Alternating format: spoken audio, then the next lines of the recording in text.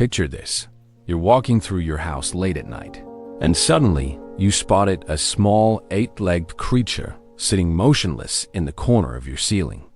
Your heart skips a beat. That tiny spider, no bigger than a coin, represents one of the most successful evolutionary stories on our planet. What you're looking at isn't just a simple household pest. It's the descendant of a lineage that has survived multiple mass extinctions, conquered nearly every habitat on Earth, and developed some of the most sophisticated hunting technologies in the animal kingdom. But here's what will blow your mind. That spider hanging above you right now is the product of over 380 million years of evolution. It carries within its DNA the blueprints for creating silk stronger than steel, venom more complex than any pharmaceutical cocktail, and sensory systems that can detect the slightest vibration from across a room. This creature and its relatives have been perfecting the art of predation since before the first forests grew, before the first dinosaurs walked the earth, and before the first flowers bloomed today. We're going to dive deep into one of the most incredible evolutionary journeys ever documented. We'll travel back hundreds of millions of years to witness the birth of the first protospiders, follow them through catastrophic mass extinctions, and discover how they became the ultimate survivors. By the end of this journey, you'll never look at a spider the same way again. Chapter 1. The Modern Spider EMPR.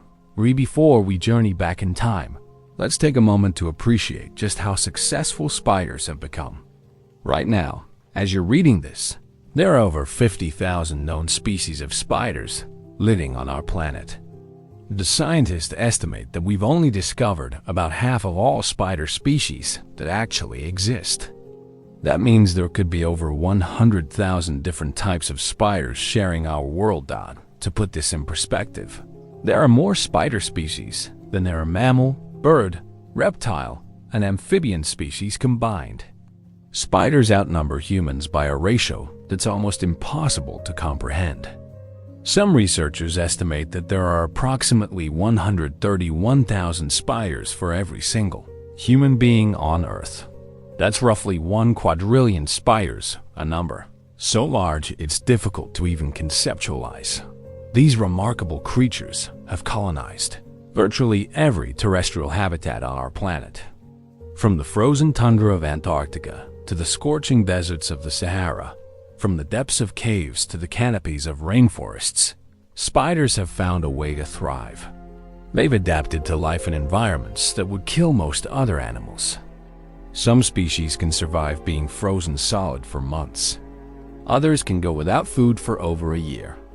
There are spiders that live their entire lives underwater, breathing air bubbles like tiny scuba tanks. The diversity among spider species is absolutely mind-boggling.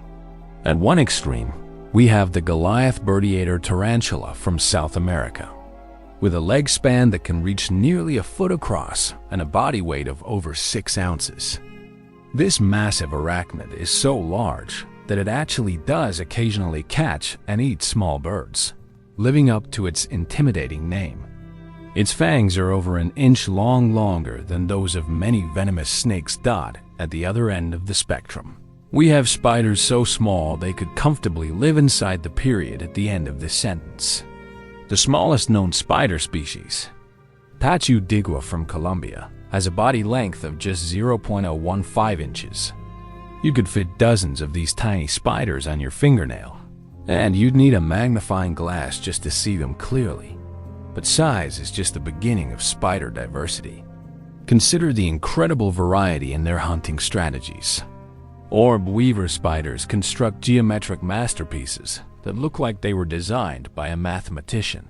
Perfectly symmetrical webs with radial threads and spiral capture lines that can intercept flying insects with deadly precision. These webs are marvels of engineering, capable of stopping insects flying at high speeds without breaking. Then you have jumping spiders, the acrobats of the spider world. These remarkable hunters have some of the best eyesight in the invertebrate kingdom, with vision that's comparable to that of cats. They can spot prey from distances over 20 times their body length, then calculate the perfect trajectory for a lightning-fast pounce. Some jumping spiders can leap over 50 times their own body length. Imagine a human jumping the length of a football field. Wolf spiders take a completely different approach. These are the marathon runners of the spider world, capable of chasing down prey in extended pursuits across the ground. Some species can run at speeds of over 2 feet per second, which might not sound impressive until you realize that's equivalent to a human running at about 40 miles per hour. Trapdoor spiders are the ultimate ambush predators. They spend months, or even years, perfecting underground burrows with perfectly camouflaged doors. These doors are so well hidden that even trained scientists often can't spot them. The spider sits just below the surface, waiting with infinite patience for the vibrations that signal approaching prey. When the moment is right, they burst from their hiding place with explosive speed. Boa spiders have perhaps the most bizarre hunting strategy of all. These remarkable arachnids have essentially become chemical warfare specialists. They produce pheromones that perfectly mimic the scent of female moths. Male moths, thinking they're following the trail to a potential mate, instead fly straight into the spider's trap. It's biological deception at its finest. But perhaps the most impressive thing about modern spiders isn't their diversity, it's their sheer ecological impact. Spiders are responsible for controlling insect populations on a scale that's almost incomprehensible. Every year, spiders consume between 400 and 800 million tons of insects and other small prey. To put that in perspective, that's more than the total weight of all humans on Earth combined. Without spiders, our world would be overrun by insects. Agricultural crops would be devastated by pests. Disease-carrying mosquitoes would proliferate unchecked, and the delicate balance of ecosystems worldwide would collapse. Spiders are the unsung heroes of our planet's food webs, the silent guardians that keep insect populations in check. The economic value of spider pest control is estimated to be worth billions of dollars annually to global agriculture. In the United States alone, spiders save farmers an estimated $4.8 billion every year by controlling crop-damaging insects. Yet most people remain completely unaware of this massive ecological service that spiders provide for free, 24 hours a day, 365 days a year. Chapter 2. The birth of silk. To understand how spiders became so successful, we need to talk about their secret weapon, silk. Spider silk is quite literally one of the most remarkable materials on Earth. It's stronger than steel, more elastic than rubber, tougher than Kevlar, and more flexible than any synthetic fiber we've ever created. If we could produce spider silk artificially at scale, it would revolutionize everything from bulletproof armor to surgical sutures. But here's what makes spider silk even more incredible. Spiders produce this wonder material using nothing but the insects they eat and water they drink. They're essentially biological 3D printers, capable of creating complex structures with properties that our most advanced manufacturing techniques still can't replicate. A single strand of spider silk is thinner than human hair, yet pound for pound, it's stronger than steel cable. If you could scale up a spider web to the size of a fishing net, it would be capable of stopping a fighter jet in mid-flight. The largest spider webs, created by Darwin's bark spider in Madagascar, can span rivers and are strong enough to catch small birds and bats. What makes spider silk so special lies in its molecular structure. Spider silk proteins are arranged in a unique combination of crystalline and amorphous regions that give the material both strength and flexibility. The crystalline regions provide structural integrity, while the amorphous regions allow the silk to stretch without breaking. It's a design that human engineers are still trying to fully understand and replicate. Different types of silk serve different purposes in a spider's life. Dragline silk, which forms the framework of webs and serves as a safety line when spiders drop from heights, is optimized for strength and durability. Capture spiral silk, which forms the sticky catching surface of webs, is designed to be stretchy and adhesive. Egg sac silk is optimized for protection and insulation. Some spiders produce up to 7 different types of silk, each with its own specific properties and uses. The production of silk involves an incredibly complex process. Inside a spider's abdomen are specialized organs called silk glands, which can number anywhere from 2 to 8 depending on the species. These glands produce liquid silk proteins in a carefully controlled aqueous solution. When the spider needs to produce silk, these proteins are forced through tiny nozzles called spinnerets, where they undergo rapid transformation from liquid to solid through a process that involves changes in pH, ion concentration, and mechanical stress. The process is so precise that even tiny changes in conditions can dramatically affect the properties of the resulting silk. Spiders can adjust the diameter, strength, elasticity, and stickiness of their silk in real time by controlling the speed of extrusion and the tension applied to the strand. It's like having a materials science laboratory built into their abdomen. But silk isn't just used for webs. Spiders use silk for dozens of different purposes throughout their lives. Young spiders use silk for ballooning, releasing long strands that catch the wind and allow them to travel vast distances.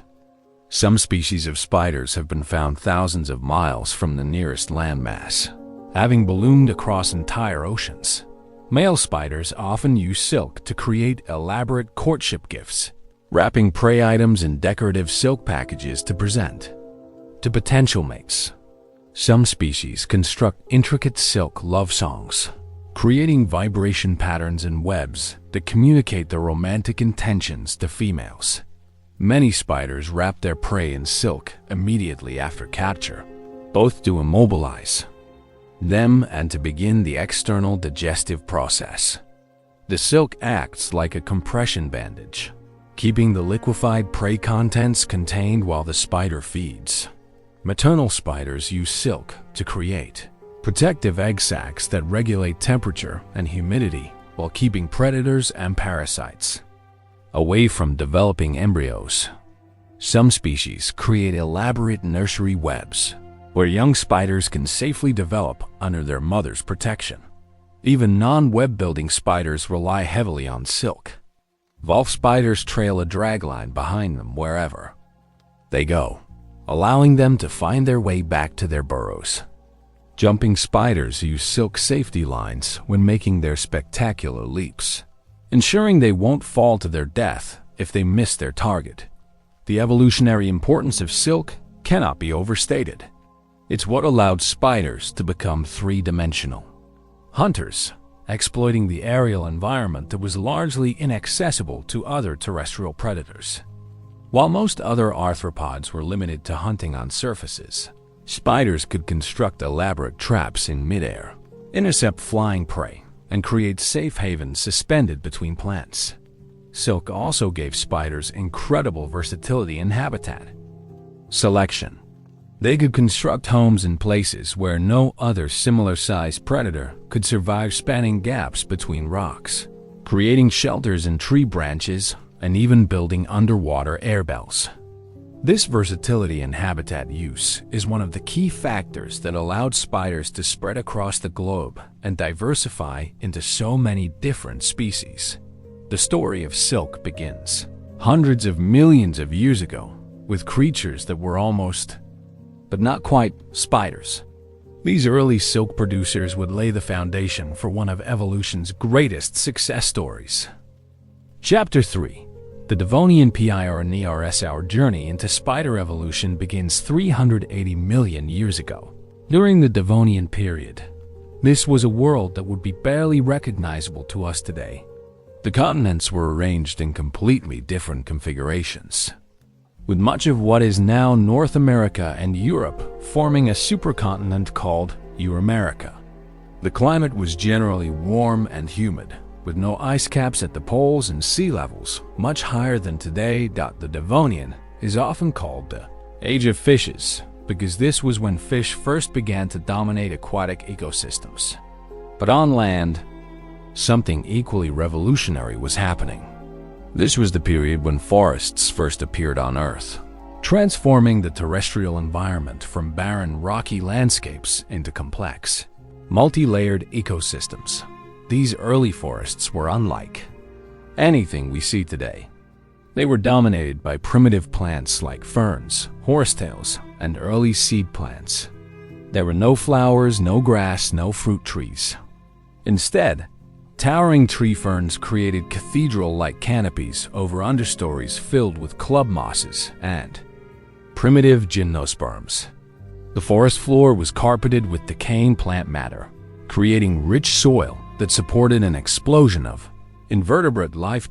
It was in this alien landscape that we find our first glimpse of spider ancestry, crawling through the leaf litter and rotting logs of these ancient forests was a small, eight-legged creature called Atercopus fimbriunguis.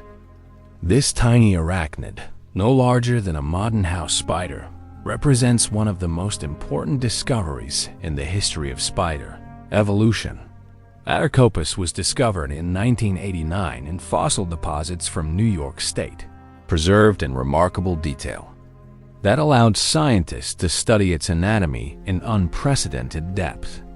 What they found was a creature that was tantalizingly close to being a true spider, yet still distinctly different in several crucial ways. Like modern spiders, Atercopus had 8 legs, chelicerae, the appendages that hold the fangs, and pedipalps, sensory organs near the mouth. Its body was divided into 2 segments, a front portion called the prosoma and a rear portion called the opistosoma. These are all characteristics that define arachnids and distinguish them from other arthropods like insects and crustaceans. But what made Atercopus truly special was what scientists found on its abdomen: silk-producing spigots. These were primitive, silk-spinning organs that connected to internal glands capable of producing protein-based silk. This represents one of the earliest known examples of silk production in arachnid evolution, a discovery that fundamentally changed our understanding of how spiders evolved. However, Atercopus wasn't quite a spider in the modern sense. Most importantly, it lacked true spinnerets, the sophisticated silk-spinning organs that allow modern spiders to produce the precise, controlled silk strands we're familiar with. Instead, Atercopus had more primitive spigots that likely produced irregular, shapeless mats of silk rather than the organized threads we associate with spider webs. This primitive silk was probably used for very different purposes than modern spider silk. Scientists believe that Atercopus used its silk primarily for protection, lining its burrows to prevent cave-ins, creating protective coverings for its eggs, and possibly leaving pheromone-laden silk trails that could help it find its way back to its hiding spots. The environment in which Atercopus lived was teeming with potential prey. The leaf litter and soil were filled with primitive arthropods like springtails, mites, and early insects. These small creatures provided abundant food sources for a predator like Atercopus, which probably hunted by ambushing prey that wandered too close to its silk-lined hideouts. Atercopus belongs to an extinct order of arachnids called Uranata, which includes several species that represent intermediate stages in spider evolution. These protospiders show us what the transition from non-silk-producing arachnids to true spiders might have looked like. They had some spider-like characteristics but lacked others, creating a fascinating mosaic of primitive and advanced features. The discovery of Atercopus and other Uranata was revolutionary because it helped scientists understand that silk production evolved before true spiders appeared. This suggests that the ability to produce silk provided such a significant evolutionary advantage that it drove the development of all the other specialized spider characteristics we see today. But why was silk production such a game changer? In the competitive world of Devonian arthropods, any advantage in hunting, protection, or reproduction could mean the difference between survival and extinction. Silk gave these early protospiders several crucial advantages. First, silk-lined burrows were much more stable and durable than simple holes in the ground. They were less likely to collapse during heavy rains or when disturbed by larger animals passing overhead. This meant that protospiders could invest more energy in hunting and reproduction rather than constantly rebuilding their homes. Second, silk provided superior protection for eggs and developing young. Early arthropods faced constant threats from predators, parasites, and environmental hazards. Silk egg cases offered a level of protection that was simply unavailable to species that had to rely on hiding their eggs in crevices or burying them in soil. Third, silk may have provided early chemical communication capabilities. Many modern spiders use silk to convey information about their identity, reproductive status, and territorial boundaries. Even primitive silk could have carried pheromones and other chemical signals that helped protospiders communicate with potential mates and avoid conflicts with rivals. The Devonian forests where Atacopus lived were also undergoing rapid changes that would have favored adaptable predators. The evolution of woody plants created new three-dimensional habitat structures that hadn't existed before. Primitive insects were beginning to develop wings, creating new opportunities for aerial hunting. The increasing complexity of forest ecosystems created numerous ecological niches that innovative predators could exploit. As the Devonian period progressed, protospiders continued to evolve and diversify. Fossil evidence suggests that several different lineages of Uranata existed simultaneously, each experimenting with different combinations of silk-producing capabilities and hunting strategies. Some species developed more sophisticated silk glands, while others evolved improved sensory systems or more effective venom. The stage was being set for one of evolution's greatest innovations: the development of true spinnerets and the emergence of the first real spiders. But that breakthrough was still millions of years in the future. The protospiders of the Devonian were just the opening act in what would become one of the most successful evolutionary stories ever told. The world of the late Devonian was also experiencing the first of several mass extinction events that would test the resilience of early spider lineages. The late Devonian extinction, while not as severe as later catastrophes, still eliminated many species and reshaped ecological communities worldwide. The protospiders that survived this crisis would carry the genetic blueprint for silk production into the next geological period, where it would prove to be one of evolution's most valuable innovations. Chapter 4. The Carboniferous Charohuge. As we move forward through deep time, we arrive at one of the most crucial periods in spider evolution, the late Carboniferous period, approximately 300 million years ago. This was when true spiders creatures that would be recognizable to us as spiders today first walked the earth. The world they inhabited was dramatically different from our modern planet, but it provided the perfect conditions for spider evolution to take its next giant leap forward. The Carboniferous period gets its name from the massive coal deposits that formed during this time, the result of vast forests that covered much of the planet's landmasses. These weren't just any forests, they were dominated by enormous ferns, giant horsetails that grew over 100 feet tall, and primitive conifers that created dense, swampy woodlands unlike anything in our modern world. The climate was warm and humid, with atmospheric oxygen levels that were significantly higher than today, possibly as much as 35% compared to our current 21%. This oxygen-rich environment allowed arthropods to grow to enormous sizes. Dragonflies with wingspans of over 2 feet buzz through the air, while millipedes stretch to lengths of 6 feet or more. It was in this world of giant arthropods that the first true spiders appeared. The transition from protospiders like Attercopus to true spiders represents one of the most significant evolutionary leaps in arachnid history. The key innovation was the development of sophisticated spinnerets, specialized silk spinning organs that could produce controlled, precise strands of silk rather than the irregular mats produced by their predecessors. Spinnerets are among the most complex organs in the animal kingdom. They consist of hundreds of tiny spigots, each connected to different types of silk glands within the spider's abdomen.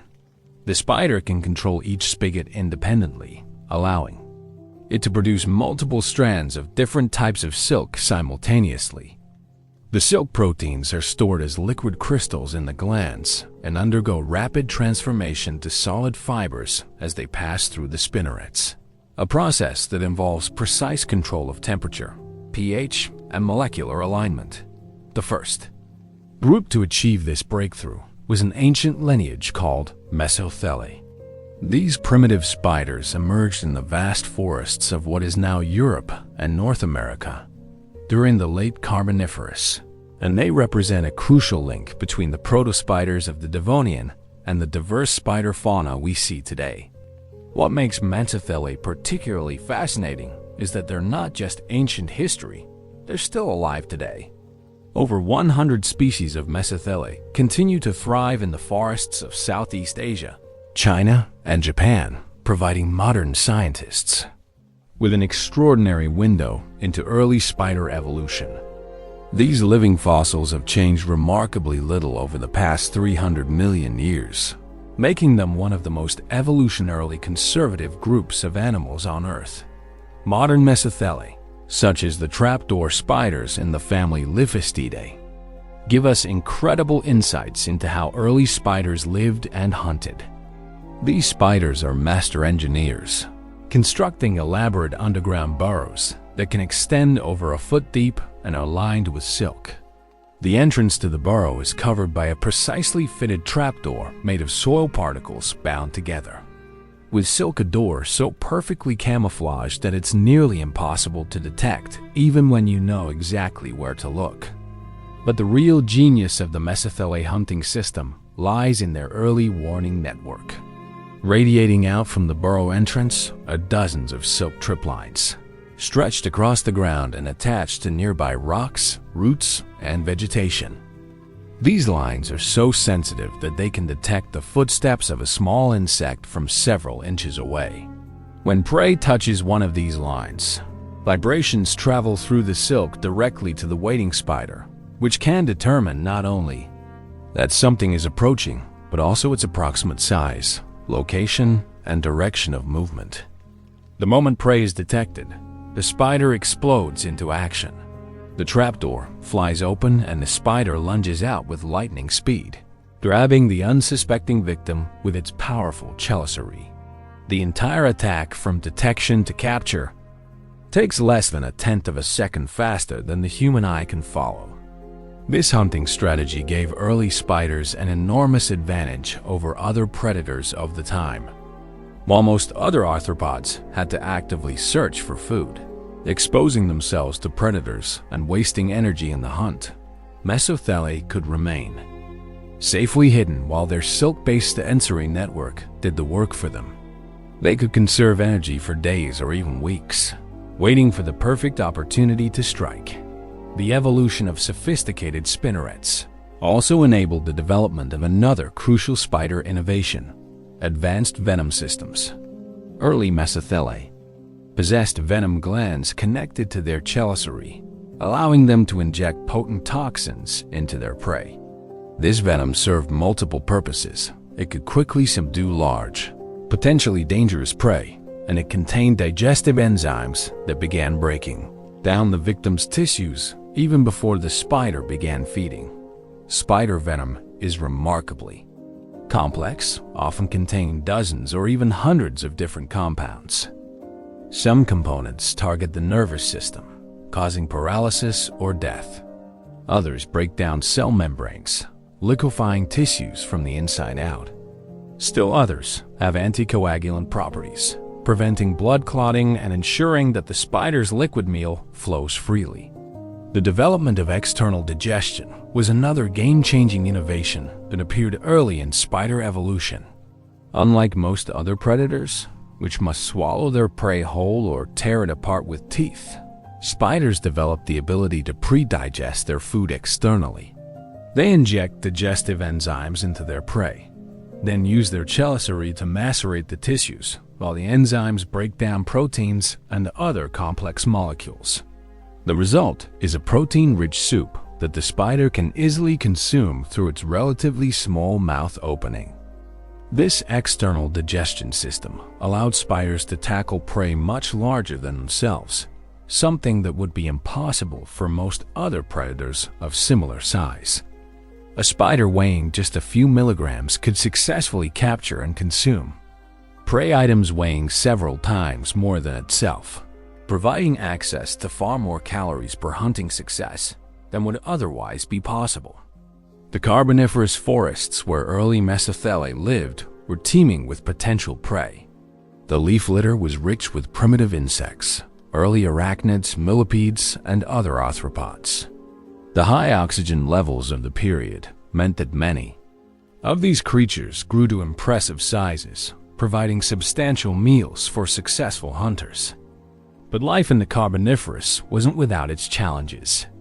The forests were also home to numerous predators that posed threats to spiders. Giant centipedes, some over a foot long, prowled the forest floor. Primitive amphibians, some as large as crocodiles, lurked in the swampy areas.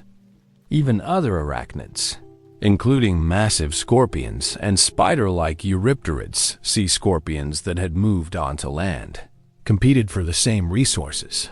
The silk-lined burrows of Mesothela provided crucial protection from these threats.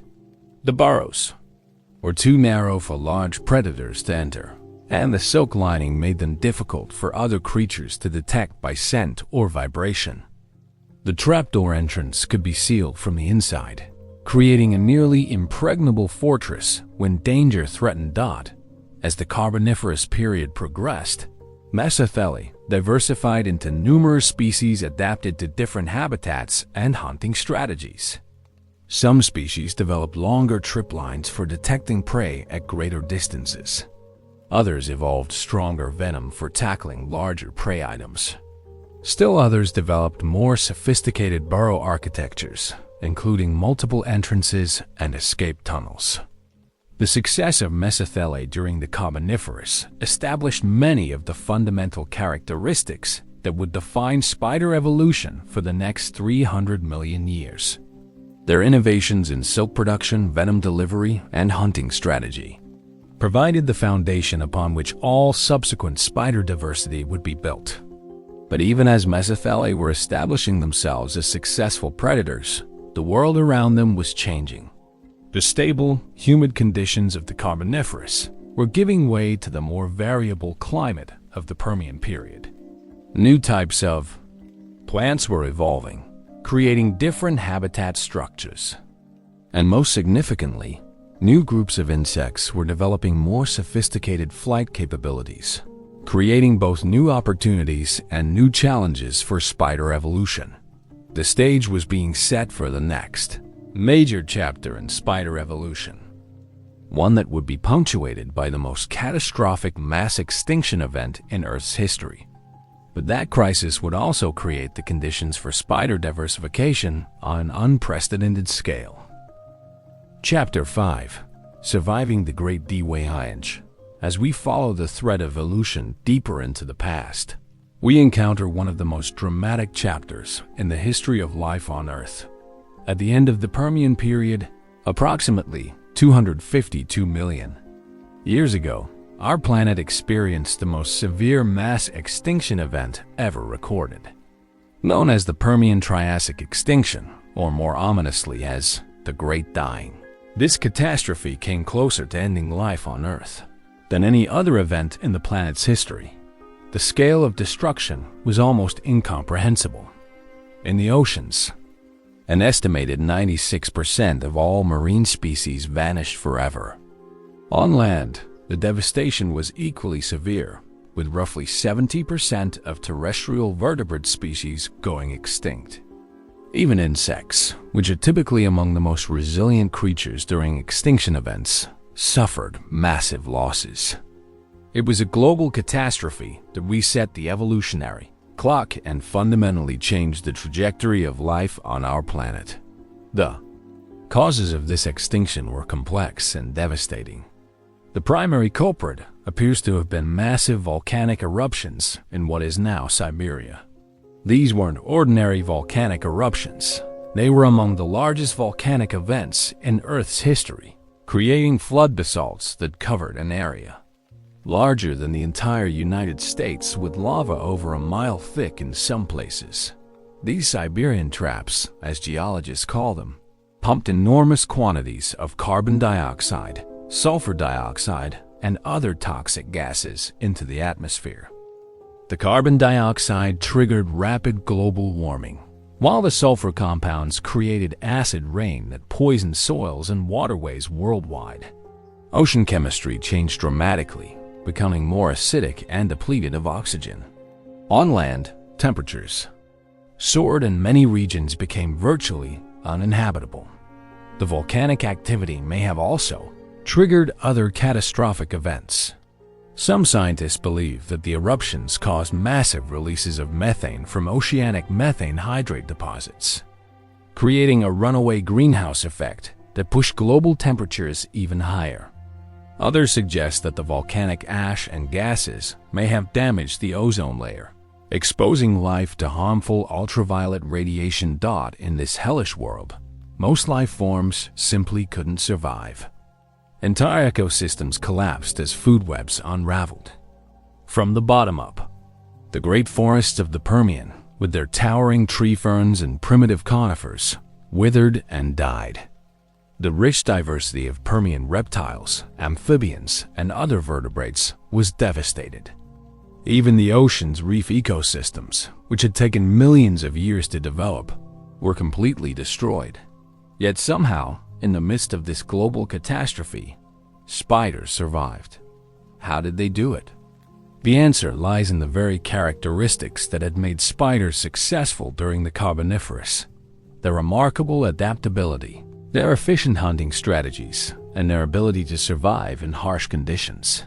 Spiders possessed several crucial advantages that helped them weather the Great Dying. First, their small size meant they required fewer resources to survive. While large vertebrates needed substantial amounts of food to maintain their metabolism, a spider could survive for months on a single large prey item.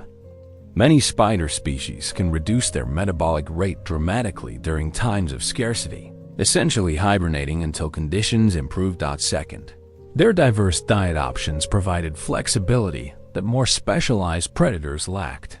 Spiders are opportunistic hunters that can switch between different types of prey as availability changes. When flying insects became scarce, they could focus on ground-dwelling arthropods. When prey of all types became rare, some species could even resort to cannibalism or scavenging. Third, their silk-lined burrows provided protection from the harsh environmental conditions. Underground chambers offered refuge from temperature extremes, acid rain, and toxic atmospheric conditions. The silk lining helped regulate humidity and provided an additional barrier against environmental toxins.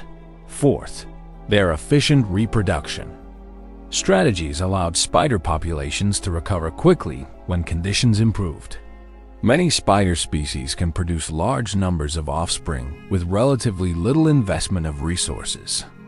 Their ability to disperse through ballooning meant that surviving populations could quickly recolonize empty habitats as ecosystems began to recover. The mesothelous spiders that had dominated spider diversity during the Permian were hit hard by the extinction, but enough populations survived to maintain the lineage.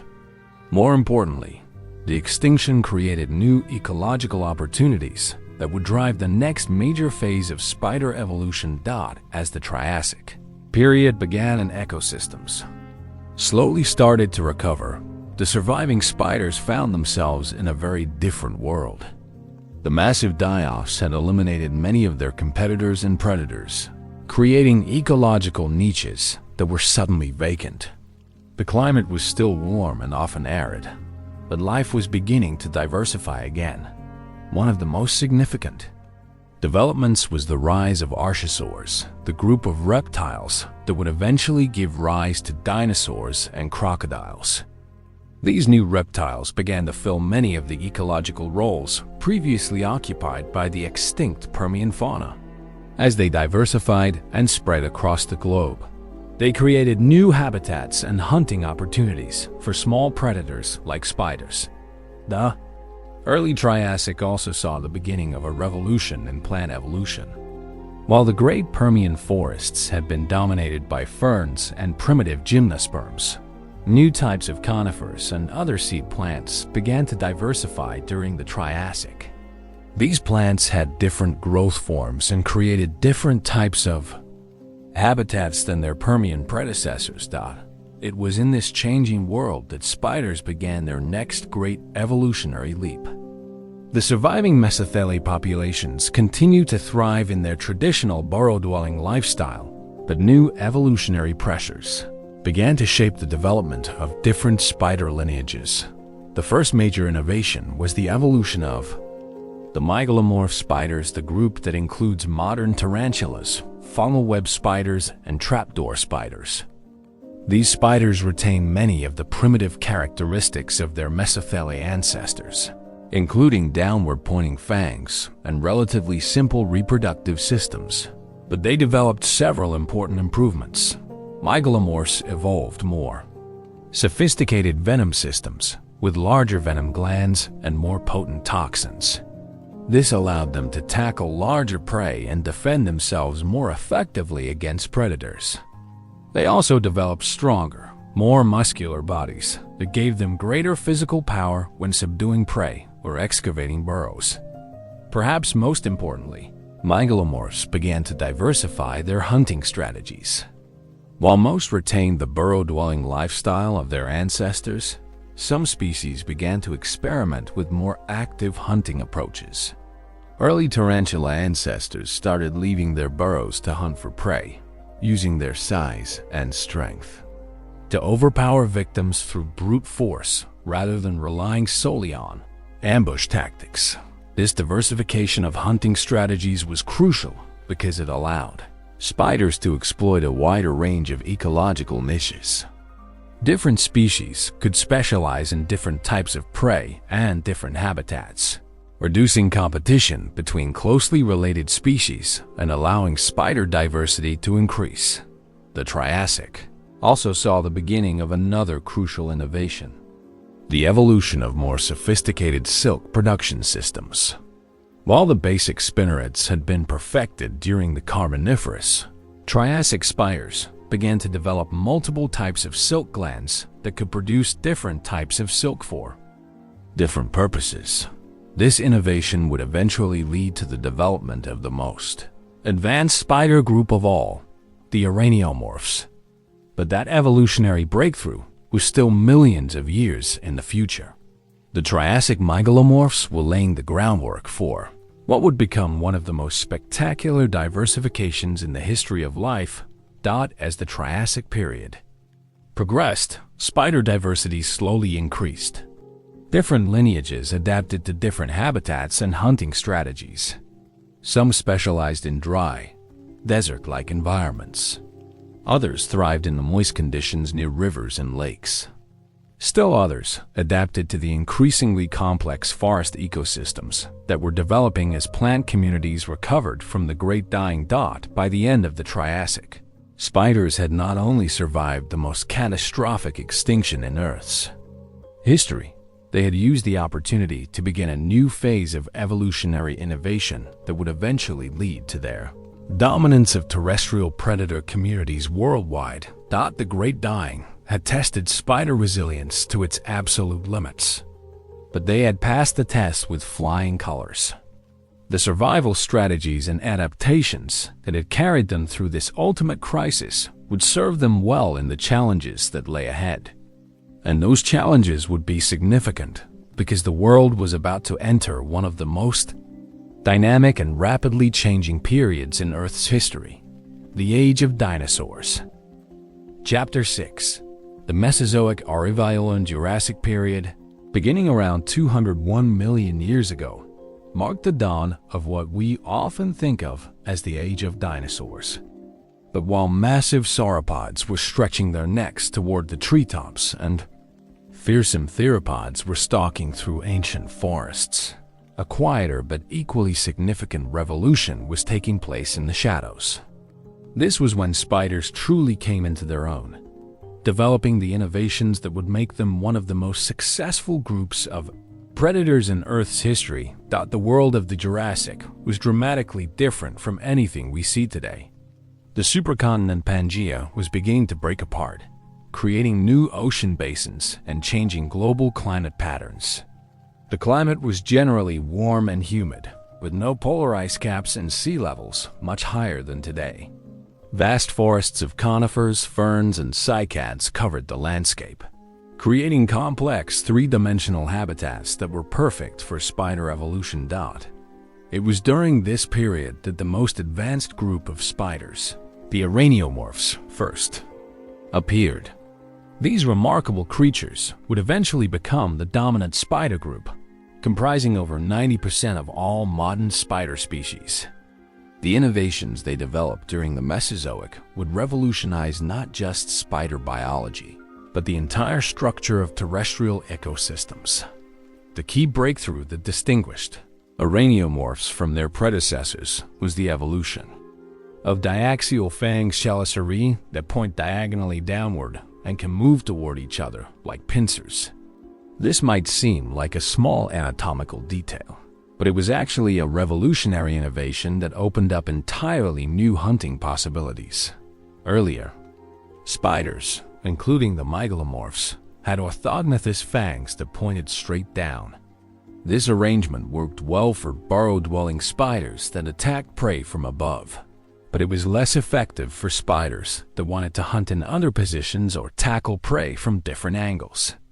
The new diaxial fang arrangement gave araneomorphs much greater flexibility in how they could attack and subdue prey. Even more importantly, the diaxial fang system was mechanically superior for injecting venom. The pincer-like motion allowed for deeper penetration and more efficient venom delivery, which was crucial because araneomorphs were also developing much more sophisticated venom systems. Araneomorph venoms were qualitatively different from those of earlier spiders. While primitive spider venoms had been relatively simple mixtures of digestive enzymes and basic toxins, araneomorph venoms became incredibly complex cocktails of specialized compounds. Some components attacked the nervous system with surgical precision, blocking specific ion channels or neurotransmitter receptors. Others targeted the circulatory system, causing blood vessels to dilate or preventing blood clotting. Still others broke down cellular structures at the molecular level. This venom sophistication allowed araneomorphs to tackle prey much more efficiently than their predecessors. Instead of relying primarily on size and strength to overpower victims, they could use precisely targeted toxins to quickly disable prey with minimal risk to themselves. A small araneomorph could successfully attack and subdue prey many times larger than itself, opening up food resources that had previously been inaccessible. But perhaps the most significant araneomorph innovation was still to come. During the later Jurassic and early Cretaceous periods, some araneomorph lineages began experimenting with a completely new hunting strategy: aerial web construction. The transition from ground-dwelling hunters to web builders was one of the most significant evolutionary leaps in spider history. It required not just anatomical changes, but also sophisticated behavioral innovations and neurological adaptations that allowed spiders to construct complex three-dimensional structures. The earliest aerial webs were probably quite simple, just Basic frameworks of silk strands stretched between vegetation to create barriers that could intercept flying insects. But even these primitive webs represented a revolutionary change in hunting strategy. For the first time, spiders could capture prey without having to actively hunt for it. They could construct their traps and then wait for prey to come to them. The advantages of web-based hunting were enormous. Web-building spiders could exploit the aerial environment that was largely inaccessible to ground-dwelling predators. They could hunt continuously without expending energy on active pursuit. They could capture multiple prey items in a single web, dramatically increasing their hunting efficiency. Most importantly, web building allowed spiders to exploit the Mesozoic insect boom. The Jurassic and Cretaceous periods saw an explosive diversification of flying insects. Beetles became incredibly diverse, with thousands of new species evolving to fill ecological niches in the expanding forest ecosystems. Flies began their rise to dominance, developing sophisticated flight capabilities and complex life cycles. Early wasps and other hymenopterans started their evolution toward the social insects that would later become so important in terrestrial ecosystems. All of these flying insects represented potential prey for web-building spiders. But catching them required more than just stringing silk between branches. It required the evolution of sophisticated web architectures that could efficiently capture fast-moving aerial prey. The first major web innovation was the development of sticky capture silk.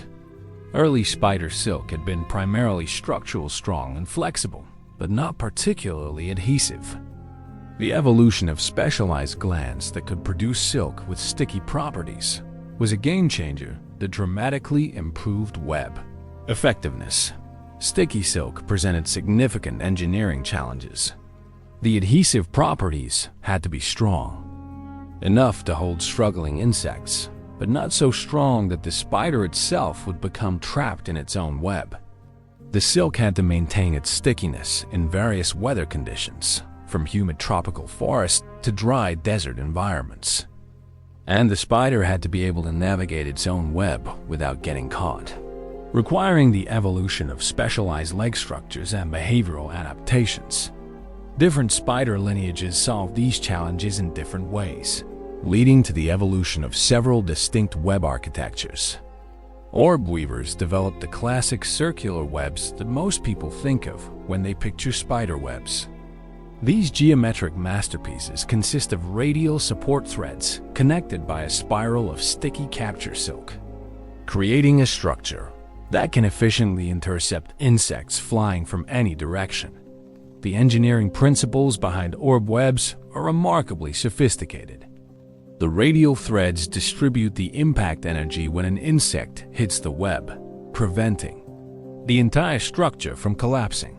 The spiral capture thread is designed with precisely controlled tension that keeps it from sagging while maintaining enough flexibility to absorb the kinetic energy of flying prey.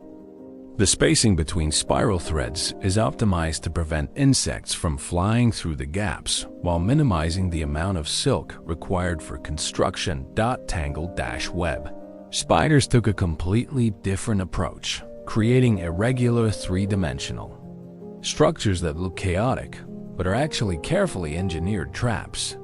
These webs are particularly effective at capturing crawling prey and insects that approach from unpredictable directions.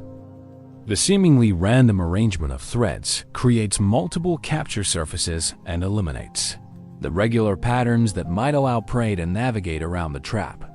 Sheet web spiders developed horizontal platforms of silk that function like aerial landing strips. Flying insects that hit the sheet become tangled in the silk, allowing the spider to attack from below. Many sheet web spiders also construct a tangle of threads above the sheet, which knocks flying insects down onto the capture surface. Each of these web types required different silk properties, different construction behaviors, and different hunting strategies. The diversity of web architectures that evolved during the Mesozoic demonstrates the incredible evolutionary plasticity of spider behavior, and silk production systems. The evolution of web building also drove the development of more sophisticated sensory systems.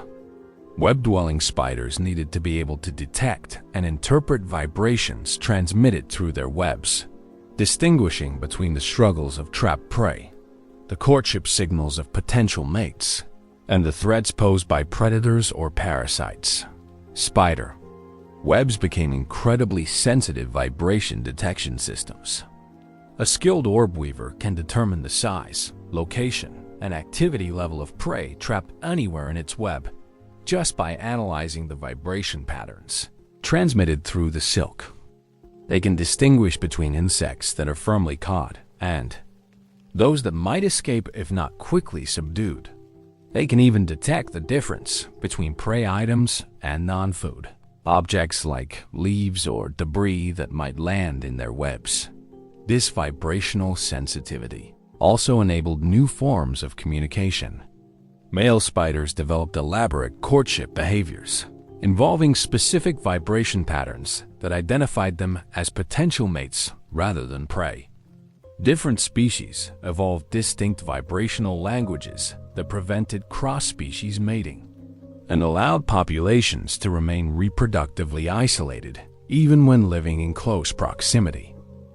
The Mesozoic was also when spiders began to perfect their dispersal strategies.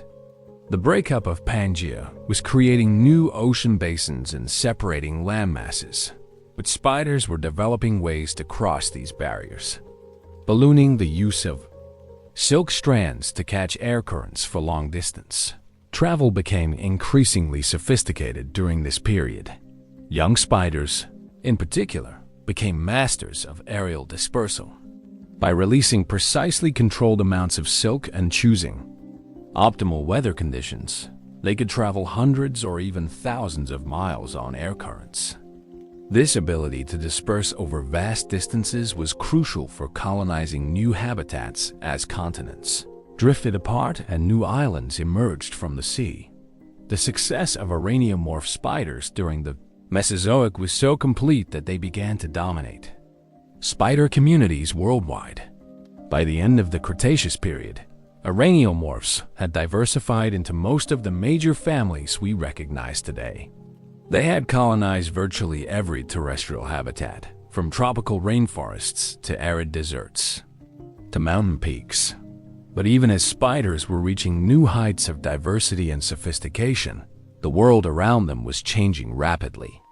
The Cretaceous period saw the evolution of flowering plants, which would revolutionize terrestrial ecosystems and create new opportunities for insect diversification. The continuing breakup of continents was creating new biogeographic patterns that would influence spider evolution for millions of years to come.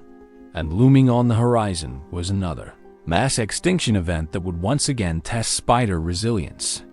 The asteroid impact that would end the age of dinosaurs was still tens of millions of years in the future. But when it came, it would create the conditions for spider evolution to enter its final and most spectacular phase. Chapter 7. The Cretaceous Web Arrivio-Eution. As we delve deeper into the Cretaceous period, roughly 145 to 66 million years ago, we encounter one of the most remarkable chapters in spider evolution, the perfection of web architecture. This was when spiders transformed from relatively simple predators into master engineers, creating structures that rival human engineering achievements in their complexity and efficiency. The Cretaceous world was a paradise for web-building spiders. Global temperatures were warm and stable, with atmospheric CO2 levels much higher than today. This greenhouse climate supported lush vegetation across most of the planet, creating complex forest ecosystems that provided ideal conditions for aerial web construction. Perhaps most importantly, this was the period when flowering plants, angiosperms, began their explosive diversification, fundamentally changing the structure of terrestrial ecosystems. The coevolution of flowering plants and insects during the Cretaceous created what ecologists call an evolutionary arms race. that drove both groups to unprecedented levels of diversity. As flowers evolved new shapes, colors, and chemical attractants to lure pollinators, insects developed increasingly sophisticated adaptations for finding and exploiting these floral resources. Beetles diversified into thousands of new species, each specialized for different types of flowers or plant parts. Flies evolved complex mouthparts for accessing nectar from deep within flower tubes.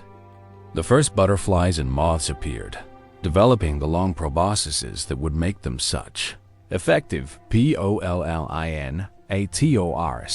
All of this insect diversification created abundant opportunities for spider predation. But capturing these newly evolved flying insects required equally sophisticated innovations in web design and construction. The simple tangled webs of early araneomorphs were insufficient for catching the fast-flying, highly maneuverable insects that were becoming increasingly common. The solution was the evolution of orb webs, perhaps the most elegant and efficient traps ever devised by any predator. These geometric masterpieces represent the pinnacle of spider engineering, combining mathematical precision with biological pragmatism in structures that can be built and rebuilt daily using nothing but protein-based silk. The basic orb web design consists of several key components, each serving a specific function in the overall trap architecture. The frame threads form the outer boundary of the web, anchored to surrounding vegetation and providing the structural foundation for the entire construction. Radial threads extend from the center of the web to the frame, like spokes on a wheel, distributing the mechanical forces that occur when prey impacts the web. The capture spiral is where the real magic happens. This continuous thread spirals outward from the center of the web, crossing each radial thread at precisely calculated intervals. The capture spiral is coated with sticky droplets that adhere to anything that touches them. But the spacing and tension of the spiral are critical to the web's effectiveness. The mathematics behind orb web construction are remarkably sophisticated. The spacing between spiral threads must be small enough to prevent insects from flying through the gaps, but not so small that the web becomes prohibitively expensive to build in terms of silk and energy. The tension in each thread must be precisely calibrated to absorb the kinetic energy of flying insects without allowing them to bounce off or break through the web. Different spider species have evolved different solutions to these engineering challenges, resulting in a remarkable diversity of orb web designs. Some species build very large webs, widely spaced capture threads, optimized for catching large, fast-flying insects like moths and beetles. Others construct smaller, more densely woven webs designed to catch tiny flying insects like gnats and mosquitoes. Some orb weavers have even evolved specialized web modifications for particular hunting situations. Garden spiders in the genus Argiope often add conspicuous zigzag patterns called stabilimenta to the centers of their webs. These structures may serve multiple functions. They could make the web more visible to birds, preventing accidental destruction. They might attract certain types of prey, or they could provide camouflage for the spider itself. The construction process for an orb web is a marvel of instinctive behavior and biomechanical precision. The spider begins by releasing a strand of silk into the air current, allowing it to drift until it catches on a distant anchor point. This forms the first bridge thread, which the spider then uses as a highway to establish the web's basic framework. The spider systematically constructs the radial threads using a combination of geometric instincts and tactile feedback to ensure proper spacing and tension. The capture spiral is then laid down in a continuous outward motion, with the spider using its legs to measure distances and maintain consistent thread spacing. The entire construction process typically takes 30 to 60 minutes, and many species rebuild their webs daily or even multiple times per day. This represents a massive investment of energy and protein, highlighting just how effective these structures must be at capturing prey to justify their cost. The effectiveness of orb webs is truly remarkable. Studies have shown that a well-constructed orb web can capture insects with an efficiency rate of over 50%, meaning that more than half of all insects that encounter the web will be successfully trapped. This level of hunting success is extraordinary among predators, most of which have success rates well below 10%. But orb webs were just one of several web innovations that emerged during the Cretaceous. Different spider lineages were simultaneously experimenting with other architectural approaches, each optimized for different hunting scenarios and ecological niches. Funnel web spiders developed a completely different strategy, creating sheet webs with funnel-shaped retreats at one end. These webs function more like drift nets than sticky traps. Insects that land on the sheet become confused and disoriented, giving the spider time to rush out from its funnel retreat and capture them before they can escape. Cobweb spiders, including the ancestors of modern black widows, perfected the art of three-dimensional tangle webs. These structures look chaotic and randomly constructed, but they're actually carefully engineered to exploit the behavior patterns of specific types of prey. Many tangle webs include vertical threads that are under high tension. When insects walk into these threads, the tension is released, catapulting the insect upward into the sticky upper portions of the web. Sheet web spiders created horizontal platforms of silk suspended above the ground or vegetation. These webs often include a complex array of knocked-down threads above the sheet that intercept flying insects and cause them to fall onto the capture surface below. Each of these web types required different silk properties, different construction behaviors, and different prey capture strategies. The diversity of web architectures that evolved during the Cretaceous demonstrates the incredible evolutionary potential of spider silk and behavior. The evolution of complex webs also drove innovations in silk chemistry and production. Different parts of a web require silk with different properties. Frame threads need maximum strength, capture spirals need optimal stickiness, and anchor lines need excellent durability. Cretaceous spiders evolved increasingly sophisticated silk production systems with multiple types of glands, each specialized for producing silk with specific characteristics. Modern orb weavers can produce up to 7 different types of silk, each with its own unique properties. Ampullate silk forms the strong frame threads and draglines. Flagelliform silk creates the stretchy capture spirals. Aciniform silk is used for wrapping prey. Piriform silk creates the attachment points where threads join surfaces. Aggregate silk provides the sticky coating on capture threads. Tubuliform silk is used for egg sacs. Minor ampullate silk serves various auxiliary functions. The ability to produce multiple types of silk with precisely controlled properties gave Cretaceous spiders unprecedented flexibility in web design and function. They could optimize each component of their webs for its specific role while maintaining overall structural integrity and hunting effectiveness. The success of web-building spiders during the Cretaceous was so complete that they began to reshape entire ecosystems. By the end of the period, aerial webs had become one of the most important factors controlling flying insect populations. Spiders were capturing billions of insects annually, influencing everything from pollination rates to nutrient cycling in forest ecosystems. This ecological importance made spiders key players in the complex web of evolutionary relationships that characterize Cretaceous ecosystems. As flowering plants and their insect pollinators co-evolved, spiders were there to maintain the balance, preventing any single insect species from becoming too abundant while ensuring that pollination services continued to function effectively. The innovations in web construction and silk production that occurred during the Cretaceous established the foundation for modern spider diversity. By the end of the period, most of the major spider families we recognize today had already evolved, each with its own specialized approach to web-based hunting. But even as spiders were reaching new heights of sophistication and ecological success, catastrophe was approaching.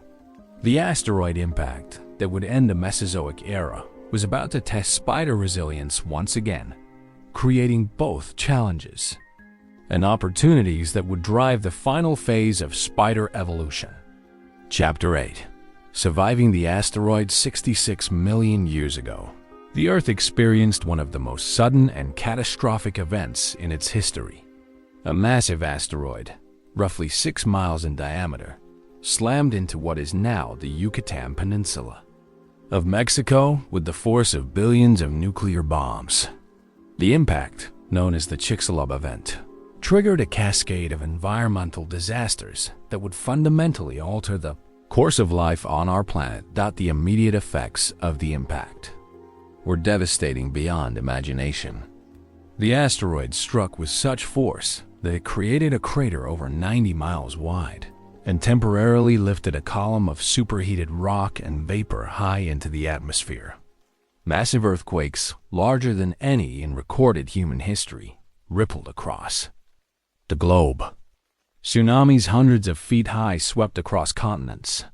Most catastrophically, the impact threw enormous quantities of dust, ash, and debris into the atmosphere, blocking sunlight and plunging the planet into what scientists call an impact winter. For months and possibly years, the Earth was shrouded in darkness. Photosynthesis nearly ceased as plants worldwide withered and died without sunlight. Temperatures plummeted as solar radiation was blocked by the atmospheric debris. Acid rain fell as impact generated sulfur compounds mixed with atmospheric moisture. The food webs that had supported Mesozoic ecosystems collapsed from the bottom up. This Cretaceous-Paleogene (KPG) extinction event eliminated approximately 75% of all plant and animal species on Earth. Most famously, it marked the end of the non-avian dinosaurs, but the devastation extended far beyond these iconic reptiles. Marine ecosystems were decimated, with many groups of marine reptiles, ammonites, and microscopic plankton going completely extinct. On land, most large vertebrates disappeared, along with many plant species and numerous invertebrate groups. Yet, once again, spiders survived. In fact, spiders didn't just survive the KPG extinction.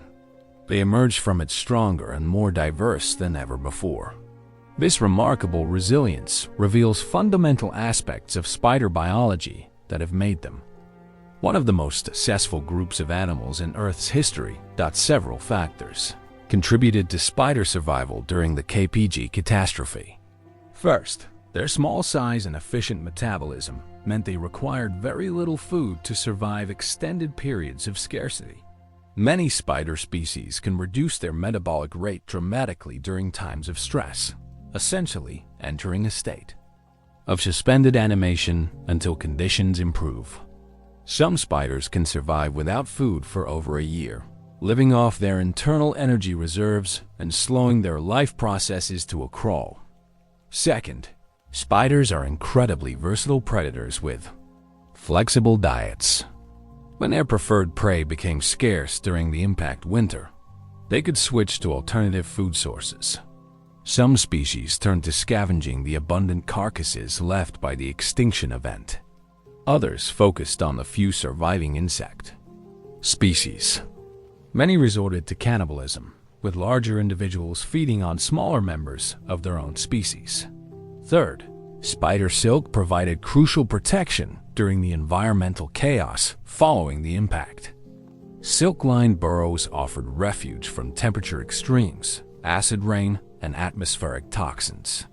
Web-building spiders could quickly dismantle and rebuild their structures as conditions changed, adapting their hunting strategies to whatever prey remained available. Fourth, the complex life cycles of many spider species provided insurance against catastrophic mortality. Most spiders produce large numbers of offspring, often hundreds of thousands per reproductive cycle. Even if 99% of individuals in a population died during the extinction event, the survivors could potentially rebuild the population within a few generations. Perhaps most importantly, spiders possessed sophisticated dispersal capabilities that allowed surviving populations to quickly recolonize devastated areas. Ballooning, the use of silk threads to travel on air currents, enabled young spiders to cross vast distances and find suitable habitats even as landscapes were transformed by the extinction event. The KPG extinction also created unprecedented evolutionary opportunities for spiders.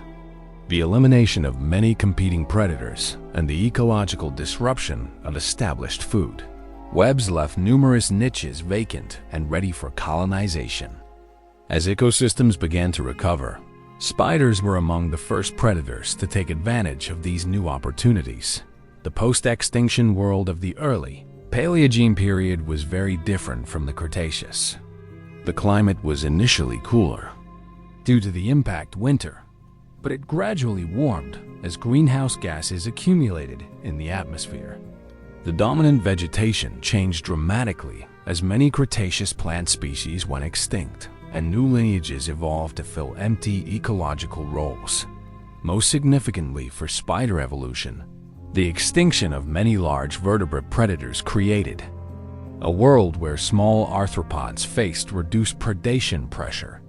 This allowed insect populations to recover and diversify rapidly, providing abundant prey for surviving spider species. The combination of reduced competition, abundant prey, and vacant ecological niches created ideal conditions for spider diversification.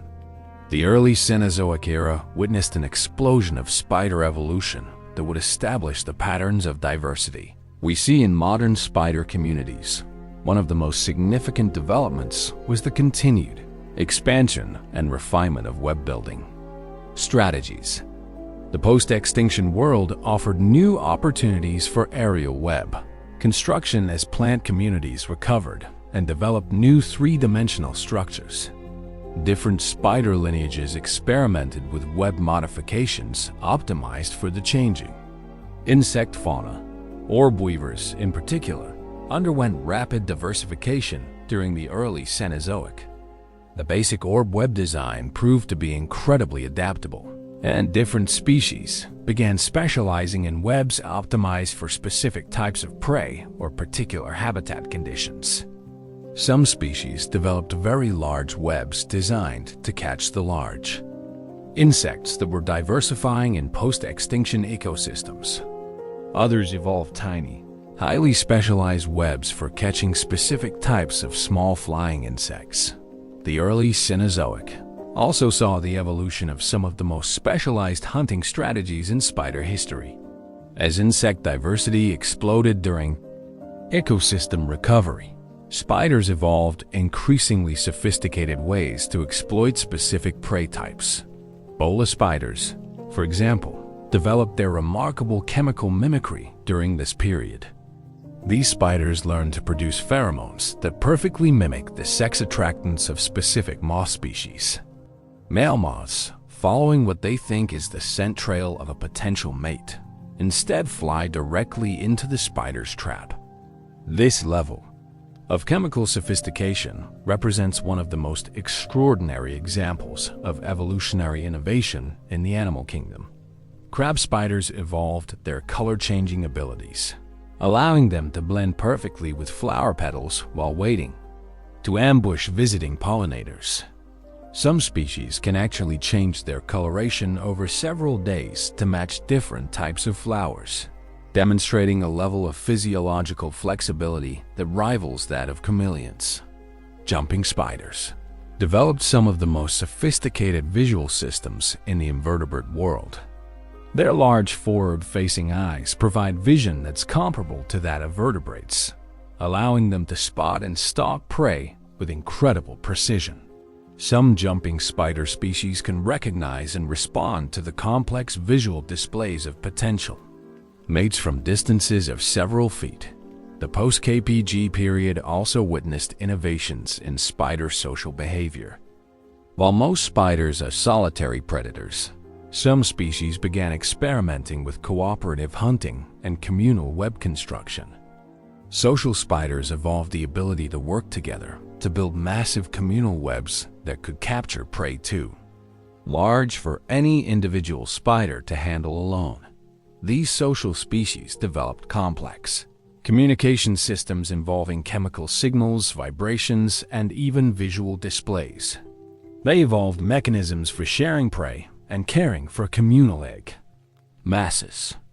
Some species developed reproductive division of labor, with specialized individuals focusing on reproduction while others concentrated on web construction and maintenance. The success of spiders during the post-KPG recovery was so complete that they began to play crucial roles in the functioning of recovering ecosystems. As plant communities re-established themselves and insect diversity exploded, spiders provided essential pest control services that helped maintain ecological balance. Studies of modern ecosystems suggest that spiders consume between 400 and 800 million tons of prey annually, more than the total weight of all humans on Earth. This massive predation pressure helps prevent insect outbreaks that could otherwise devastate plant communities and disrupt ecosystem functioning. The KPG extinction and subsequent recovery established spiders as one of the dominant groups of terrestrial predators. Their success during this critical period in Earth's history demonstrated the evolutionary advantages of their unique combination of characteristics: silk production, venom systems, diverse hunting strategies, efficient reproduction, and remarkable adaptability. As the Cenozoic era progressed and mammals began to diversify and fill the ecological roles left vacant by extinct dinosaurs, spiders continued to evolve and adapt. They would face new challenges as ecosystems became increasingly complex, but they had proven their resilience time and again. The stage was set for the final chapter in spider evolution, their adaptation to the modern world, and their interactions with the most recent arrivals on the evolutionary scene, including, eventually, humans. Chapter 9. The Cenozoic EXPLOSION. As we enter the Cenozoic era, the age of mammals, we witness the final and most spectacular phase of spider evolution. This period, spanning the last 66 million years, saw spiders achieve a level of diversity and ecological dominance that would have been unimaginable to any observer during their humble Devonian origins. The world they were about to conquer was transforming rapidly, driven by dramatic climate changes, the rise of flowering plants, and the explosive diversification of their primary prey, insects. The early Cenozoic world was a planet in recovery. The devastation of the KPG extinction had created a blank canvas upon which life could paint entirely new evolutionary masterpieces. As mammals began their rise to dominance, filling the ecological roles left vacant by extinct dinosaurs, spiders were quietly staging their own revolution in the microhabitats and ecological niches that larger animals couldn't exploit. The key to understanding Cenozoic spider success lies in the co-evolutionary relationship between flowering plants and insects. The angiosperms that had begun their diversification during the Cretaceous now exploded into an incredible array of forms, colors, and ecological strategies. This botanical revolution created opportunities for insect specialization on an unprecedented scale. Bees evolved complex social systems and sophisticated communication methods, allowing them to efficiently exploit floral resources across vast areas. Butterflies and moths developed intricate relationships with specific host plants, leading to incredible diversity in both groups. Beetles continued their role as the most diverse group of animals on Earth, adapting to virtually every conceivable ecological niche. Flies diversified into thousands of species with specialized feeding strategies, from blood-sucking Parasites to delicate nectar feeders. This insect explosion provided spiders with more prey opportunities than had ever existed in Earth's history. But exploiting this bounty required new levels of hunting sophistication and ecological specialization. The spiders that emerged from the post-KPG recovery were up to the challenge. One of the most remarkable developments was the evolution of behavioral complexity that rivals that found in much larger animals. Take, for example, the Portia spiders of Southeast Asia and Africa. These jumping spiders have developed hunting strategies that can only be described as intelligent. Portia spiders specialize in hunting other spiders, including species much larger than themselves. They've evolved the ability to analyze the web structures of their prey and determine the most effective approach for each hunting situation. When attacking web-building spiders, Portia will carefully study the target web, then create specific vibration patterns that mimic trapped prey, struggling insects, or even courtship signals. The victim spider, fooled by these deceptive signals, approaches what it thinks is food or a potential mate, only to be ambushed by the waiting Portia. Even more remarkably, Portia spiders can learn and modify their hunting strategies based on experience. They can remember which deception techniques work best against different types of prey and adjust their behavior accordingly. This level of cognitive flexibility was previously thought to be limited to vertebrates with much larger brains. The Cenozoic also saw the perfection of one of nature's most extraordinary examples of chemical warfare: the evolution of highly specialized venoms. While early spiders had relatively simple venoms composed mainly of digestive enzymes and basic toxins, Cenozoic spiders developed chemical arsenals of incredible complexity and precision.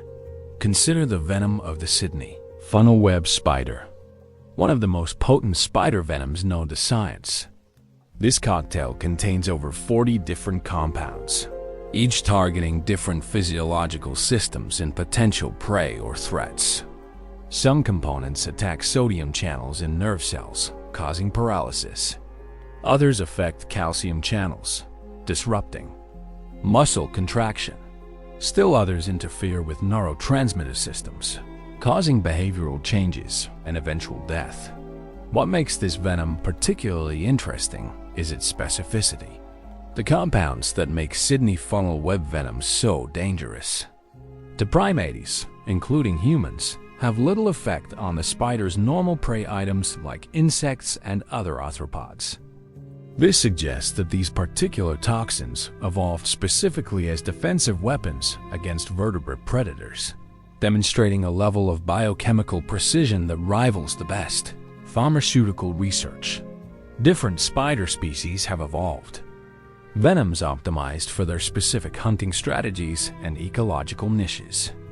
Web-building spiders often have venoms that act quickly to immobilize struggling prey before it can damage the web. Active hunters like wolf spiders have venoms that cause rapid paralysis, allowing them to subdue prey without a prolonged struggle. That might attract predators or allow the victim to escape.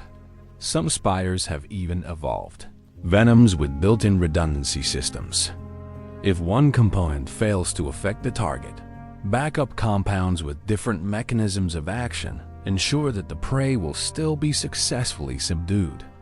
It's biological engineering at its finest, developed through millions of years of evolutionary refinement. The Cenozoic period also witnessed innovations in spider reproduction and social behavior that challenge our understanding of what invertebrates can achieve. While most spiders remain solitary predators, some species have evolved levels of social cooperation that approach those found in social insects. Anelissamus spiders in Central and South America have evolved permanent social colonies that can contain thousands of individuals. These spiders work together to construct massive communal webs that can cover entire trees. The webs are so large and well constructed that they can capture prey items too big for any individual spider to handle, including small birds and bats. Within these colonies, spiders have developed complex division of labor systems. Some individuals specialize in web construction and maintenance. Others focus on prey capture and processing. Still others serve as guards, protecting the colony from predators and parasites. Some spiders even specialize in caring for the communal egg masses and young spiders. These social spiders have evolved sophisticated communication systems involving chemical signals, vibrations, and tactile interactions. They can coordinate their activities across the entire colony, responding collectively to threats or opportunities. When a large prey item is captured, chemical signals quickly alert other colony members who cooperatively subdue and process the victim. Perhaps most remarkably, some social spider species show evidence of personality differences among individuals, with some spiders being more aggressive and others more cautious. These personality differences help optimize colony function by ensuring that different individuals specialize in tasks that match their behavioral tendencies. The Cenozoic explosion of spider diversity also led to some of the most extraordinary examples of mimicry and deception in the animal kingdom. Spiders evolved to mimic ants, wasps, beetles, and even bird droppings. Some species develop body shapes and movement patterns so convincing that they can fool not only their prey, but also trained scientists studying them in the field. Ant mimicking. Spiders are particularly sophisticated in their deceptions. Many species have evolved body shapes that perfectly mimic the three-body segment structure of ants. Despite having the typical two-segment spider body plan, they achieve this illusion through strategic placement of body markings and by holding their front legs in positions that mimic ant antennae. These spider mimics don't just look like ants, they act like them too. They've learned to move with the characteristic jerky, rapid movements of ants rather than the smooth, predatory movements typical of spiders. Some species even join ant foraging trails, walking alongside their models while searching for opportunities to pick off isolated individuals. The evolutionary arms race between spiders and their prey during the Cenozoic led to increasingly sophisticated sensory systems on both sides. Spiders developed better vision, more sensitive vibration detection, and enhanced chemical sensing capabilities. In response, insects evolved better escape responses, more effective camouflage, and improved predator detection systems. This co-evolutionary process drove both groups to new heights of biological sophistication. Jumping spiders evolved color vision that allows them to distinguish between different types of prey and recognize the complex visual displays of potential mates. Some species can see into the ultraviolet spectrum, revealing patterns and signals invisible to human eyes. Web-building spiders developed increasingly sensitive vibration detection systems that can distinguish between dozens of different types of disturbances in their webs. An experienced orb weaver can tell the difference between a trapped fly and a trapped beetle just by analyzing the frequency and amplitude of web vibrations. They can detect the difference between struggling prey and a potential mate approaching for courtship. They can even distinguish between their own movements and those of web-stealing kleptoparasites trying to steal their prey. The sophistication of spider sensory systems is perhaps best illustrated by the wolf spiders that hunt in complete darkness.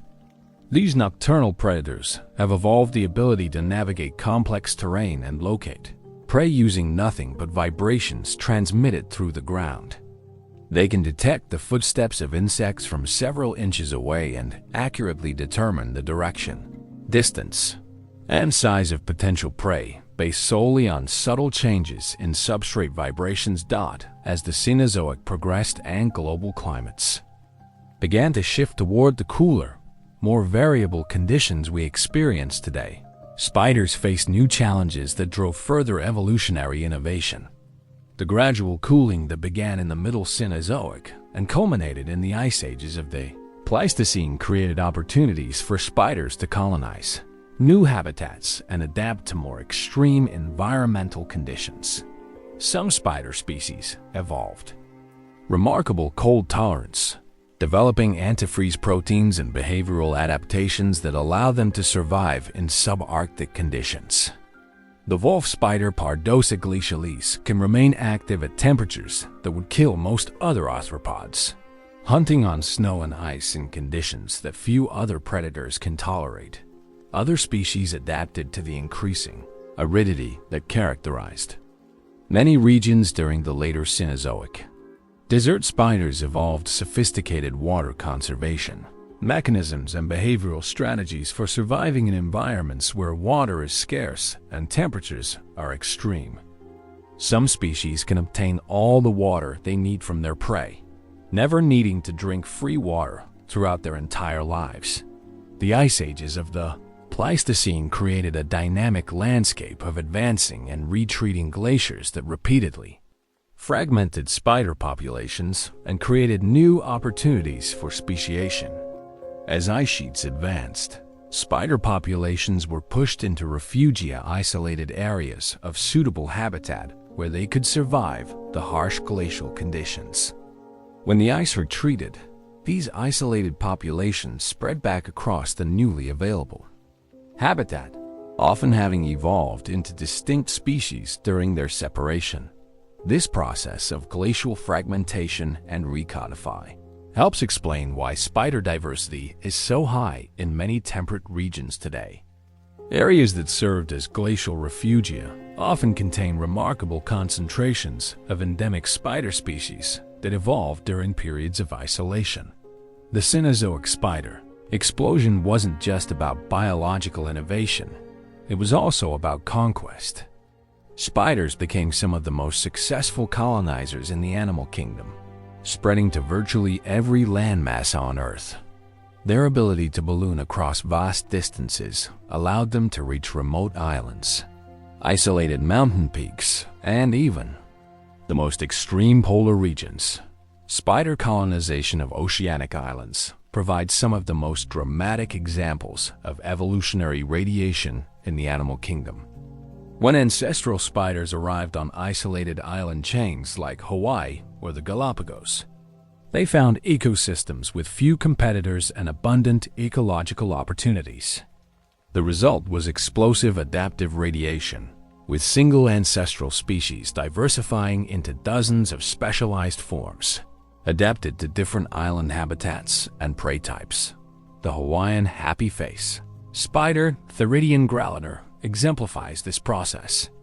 This species has evolved remarkable variation in color patterns, with some individuals displaying what looks like a smiling face on their abdomen, hence the common name. Different populations on different islands have evolved distinct color patterns demonstrating ongoing evolutionary divergence in real time. Island spiders also show us evolution in action through their responses to the unique challenges of island life. Many island spider species have evolved in large body sizes compared to their mainland relatives, a phenomenon known as island gigantism. Without large predators to threaten them, spiders can grow larger and take advantage of prey resources that would be unavailable to smaller species. Conversely, some island spiders have evolved reduced dispersal abilities, losing their ballooning behavior because individuals that balloon away from small islands are likely to end up in the ocean rather than finding new suitable habitat. This represents evolution actively eliminating a trait that is beneficial in most environments but maladaptive in island settings.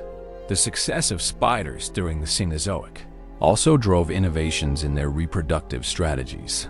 Different species evolved increasingly sophisticated approaches to mate selection, courtship, and parental care. Male spiders developed elaborate ornaments and displays for attracting females, while females evolved complex criteria for evaluating potential mates. Peacock spiders, Moratus species from Australia, represent the pinnacle of spider courtship. Evolution. Males have evolved brilliantly colored, abdominal flaps, and leg ornaments that they display in complex dances designed to impress potential mates. These displays involve precise choreography, with males lifting and waving their abdomens, vibrating their legs, and moving in specific patterns while showing off their colorful ornaments. Different peacock spider species have evolved distinct dance routines and color patterns, allowing females to recognize males of their own species and avoid mating with closely related, but genetically incompatible species. The diversity of these courtship displays rivals the found in any group of animals, demonstrating the creative power of sexual selection in driving evolutionary innovation. Female spiders also evolved sophisticated mate choice mechanisms that can influence the evolution of male characteristics.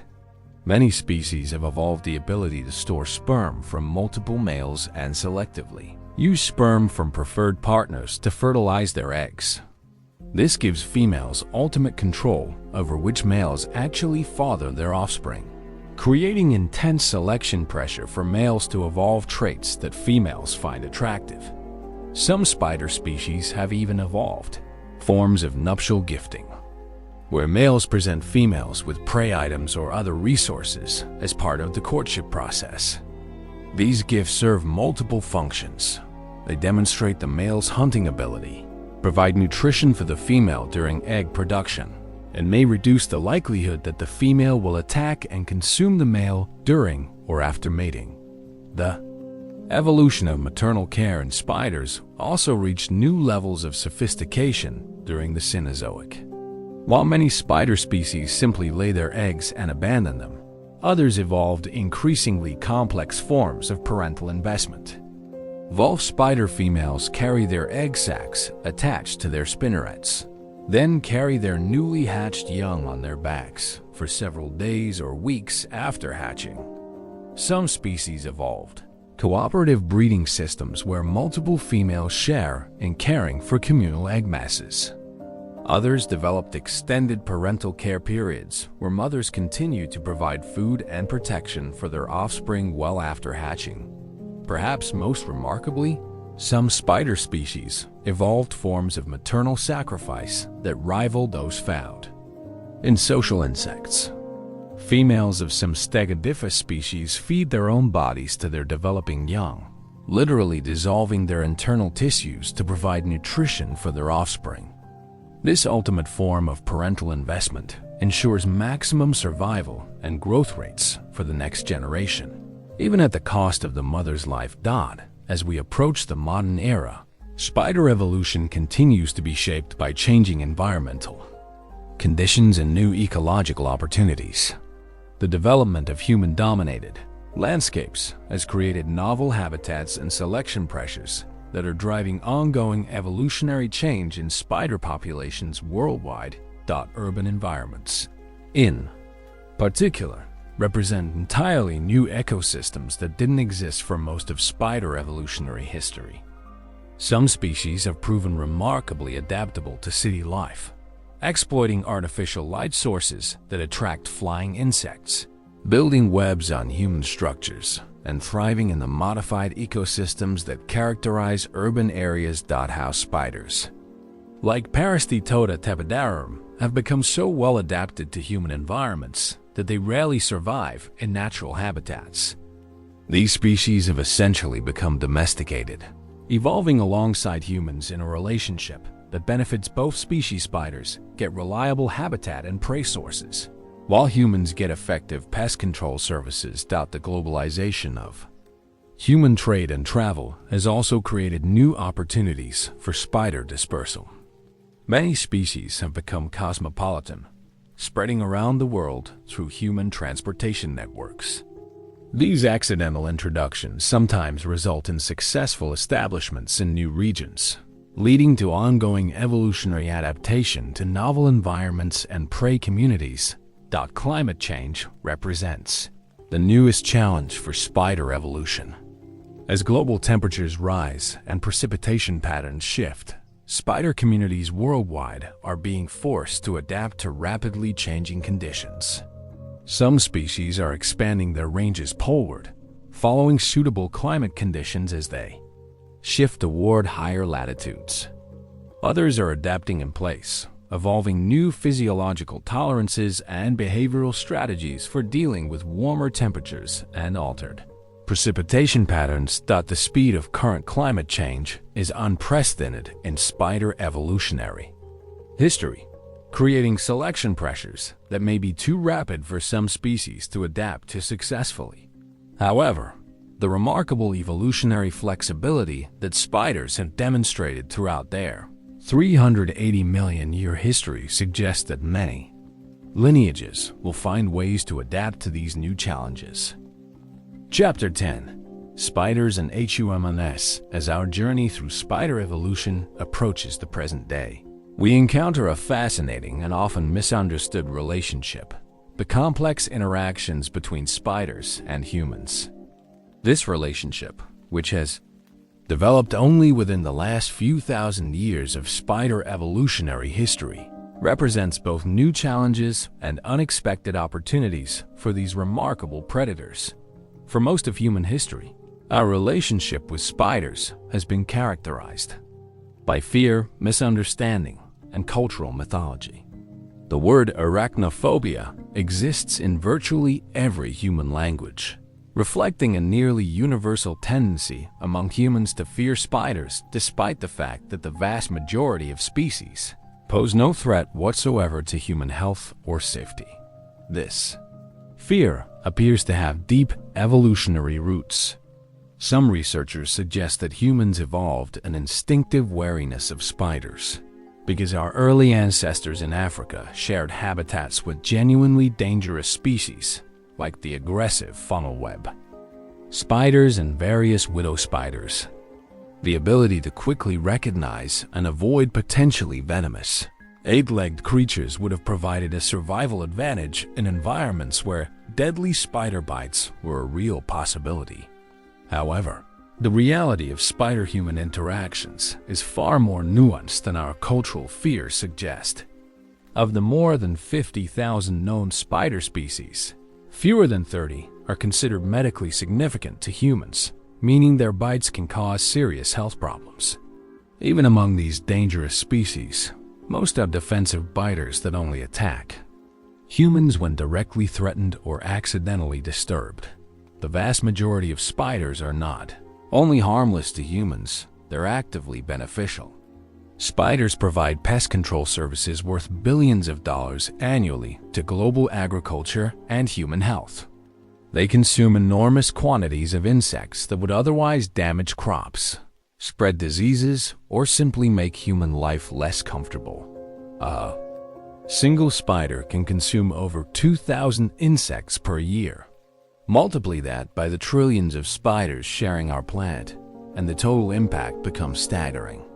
Spiders eat more insects than all other predators combined, including birds, bats, and other arthropods. Without spiders, human civilization would face insect problems of almost unimaginable magnitude. Consider malaria-carrying mosquitoes, one of humanity's deadliest enemies.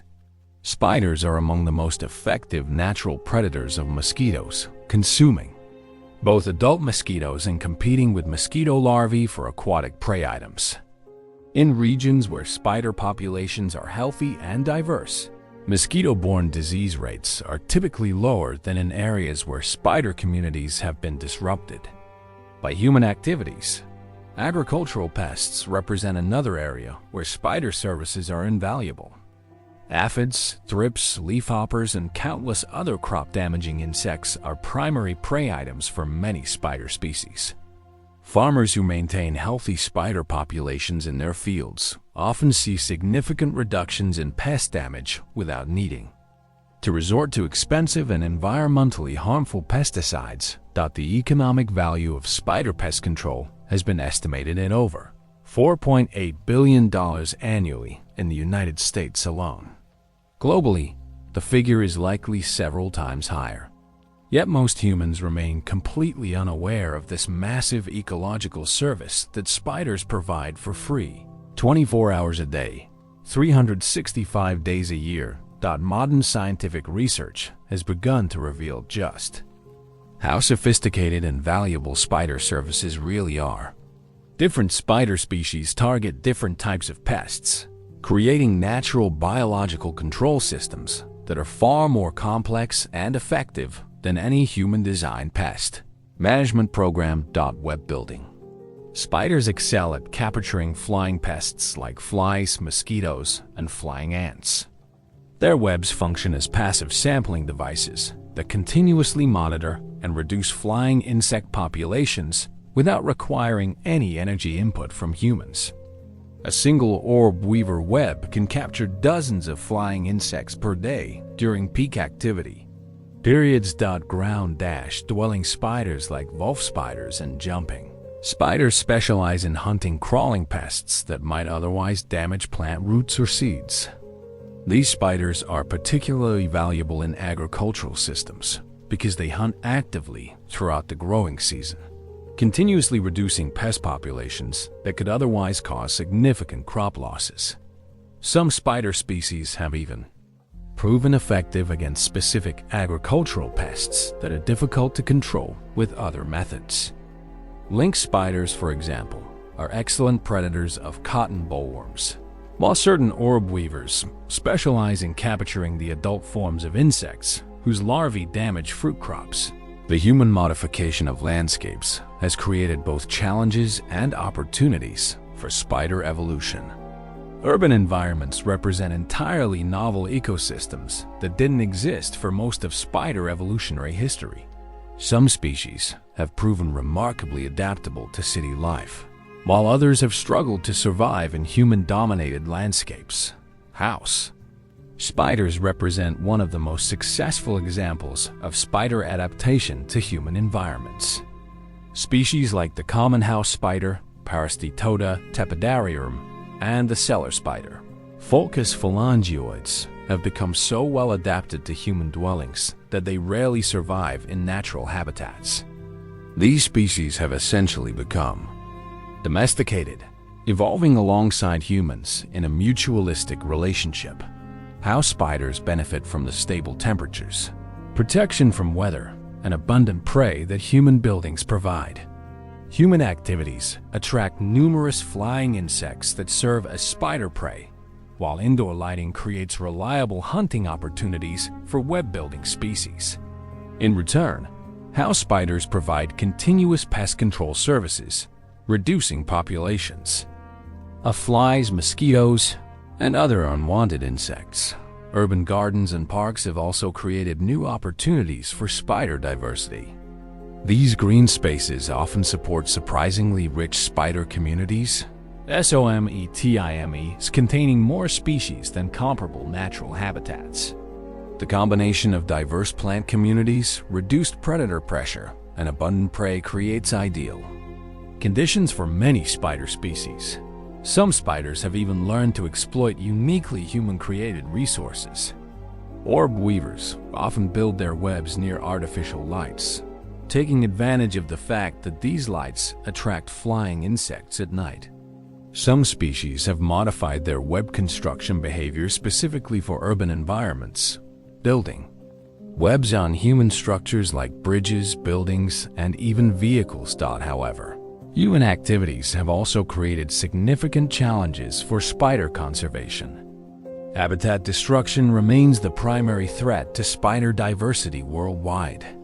Deforestation, urbanization, and agricultural intensification have eliminated many of the complex natural habitats that support the highest spider diversity. Pesticide use represents another major threat to spider populations. While pesticides are designed to kill pest insects, they're often equally toxic to beneficial predators like spiders. The widespread use of broad-spectrum insecticides has decimated spider communities in many agricultural regions, ironically creating conditions that favor pest outbreaks by eliminating the natural predators that would normally keep pest populations in check. Climate change is emerging as another significant challenge for spider conservation. As global temperatures rise and precipitation patterns shift, many spider species are being forced to adapt to rapidly changing environmental conditions. Some species are successfully tracking suitable climate conditions by expanding their ranges poleward, while others are struggling to adapt to the unprecedented rate of environmental change. Research conducted in Switzerland found that populations of some native spider species have declined to less than 1% of historical levels, primarily due to habitat loss and pesticide use. Similar declines have been documented in other industrialized regions, highlighting the urgent need for spider conservation efforts. Despite these challenges, there are also reasons for optimism about the future of spider-human relationships. Growing scientific understanding of spider ecology and their beneficial roles is beginning to change public attitudes toward these remarkable creatures. Educational programs and public outreach efforts are helping people overcome their fears and develop appreciation for spider services. Integrated pest management (IPM) programs increasingly recognize spiders as valuable biological control agents and incorporate spider conservation into pest management strategies. These programs encourage farming practices that support healthy spider populations while reducing reliance on chemical pesticides. Urban planning and landscape design are also beginning to incorporate principles that support spider diversity. Green building practices, native plant landscaping, and the creation of urban wildlife corridors all help maintain spider populations in human-dominated environments. Perhaps most encouragingly, citizen science programs are engaging the public in spider research and conservation. Projects like iNaturalist allow people to contribute to scientific understanding of spider diversity and distribution by photographing and reporting spider observations. These programs not only generate valuable scientific data, but also help people develop positive connections with spiders through direct observation and learning. The study of spider silk has also opened up exciting possibilities for biomimetic applications that could benefit both humans and spiders.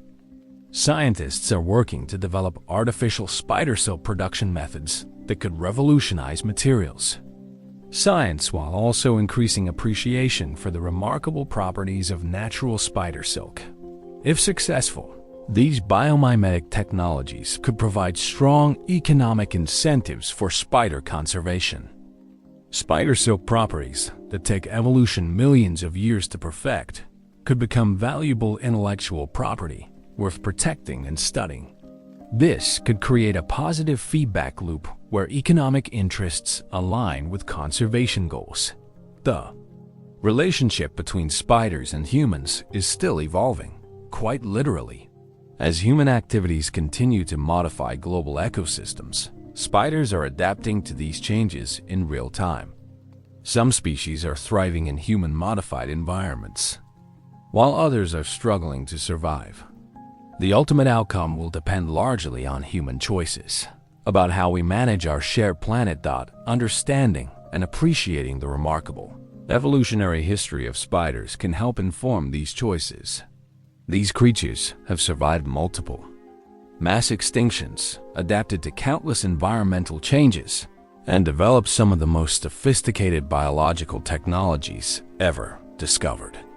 They represent 380 million years of evolutionary innovation and ecological success. As we face our own environmental challenges in the 21st century, we could learn much from spider resilience and adaptability. Their story is ultimately one of survival, innovation, and ecological integration lessons that could prove valuable for our own species as we navigate an uncertain future. Chapter 11. The future of spider evolution. As we stand at the threshold of a new era in Earth's history, one increasingly dominated by human influence, we can only speculate about what the future holds for spider evolution. However, by understanding the patterns and processes that have shaped spider diversity over the past 380 million years, we can make educated predictions about how these remarkable creatures might continue to evolve in response to the challenges and opportunities of the modern world. One of the most significant factors shaping future spider evolution will undoubtedly be climate change. As global temperatures continue to rise and weather patterns become increasingly unpredictable, spider populations worldwide will face selection pressures unlike anything in their evolutionary history. The speed of current climate change far exceeds the natural climate variations that spiders have previously experienced, creating challenges that will test their legendary adaptability. Some spider species are already showing evidence of evolutionary responses to changing climate conditions. Range shifts are among the most immediate and observable changes, with many species expanding their distributions poleward as suitable climate conditions move toward higher latitudes. These range expansions are creating new ecological interactions as species that were previously geographically separated come into contact for the first time. In some cases, these new interactions are leading to hybridization between closely related species, potentially creating new evolutionary lineages through genetic mixing. In other cases, competition between expanding and resident species is driving rapid evolutionary change as species adapt to new competitive pressures. Climate change is also selecting for physiological adaptations that allow spiders to tolerate more extreme and variable environmental conditions.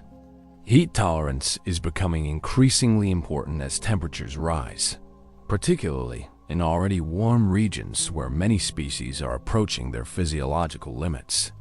Some spider populations are showing evidence of evolving improved heat shock responses and more efficient cooling mechanisms. Drought tolerance is another trait, under strong selection in many regions experiencing reduced precipitation. Spiders are evolving more efficient water conservation mechanisms, behavioral adaptations for finding and conserving water, and physiological changes that allow them to survive longer periods without access to free water. Perhaps more surprisingly, some spider species may actually benefit from aspects of climate change. Warmer temperatures could allow cold-limited species to expand into previously unsuitable habitats, potentially leading to evolutionary radiations in newly accessible environments. Extended growing seasons in temperate regions could provide more time for reproduction and development, potentially leading to changes in life history strategies. The ongoing global transportation of goods and people is also creating new evolutionary opportunities for spiders.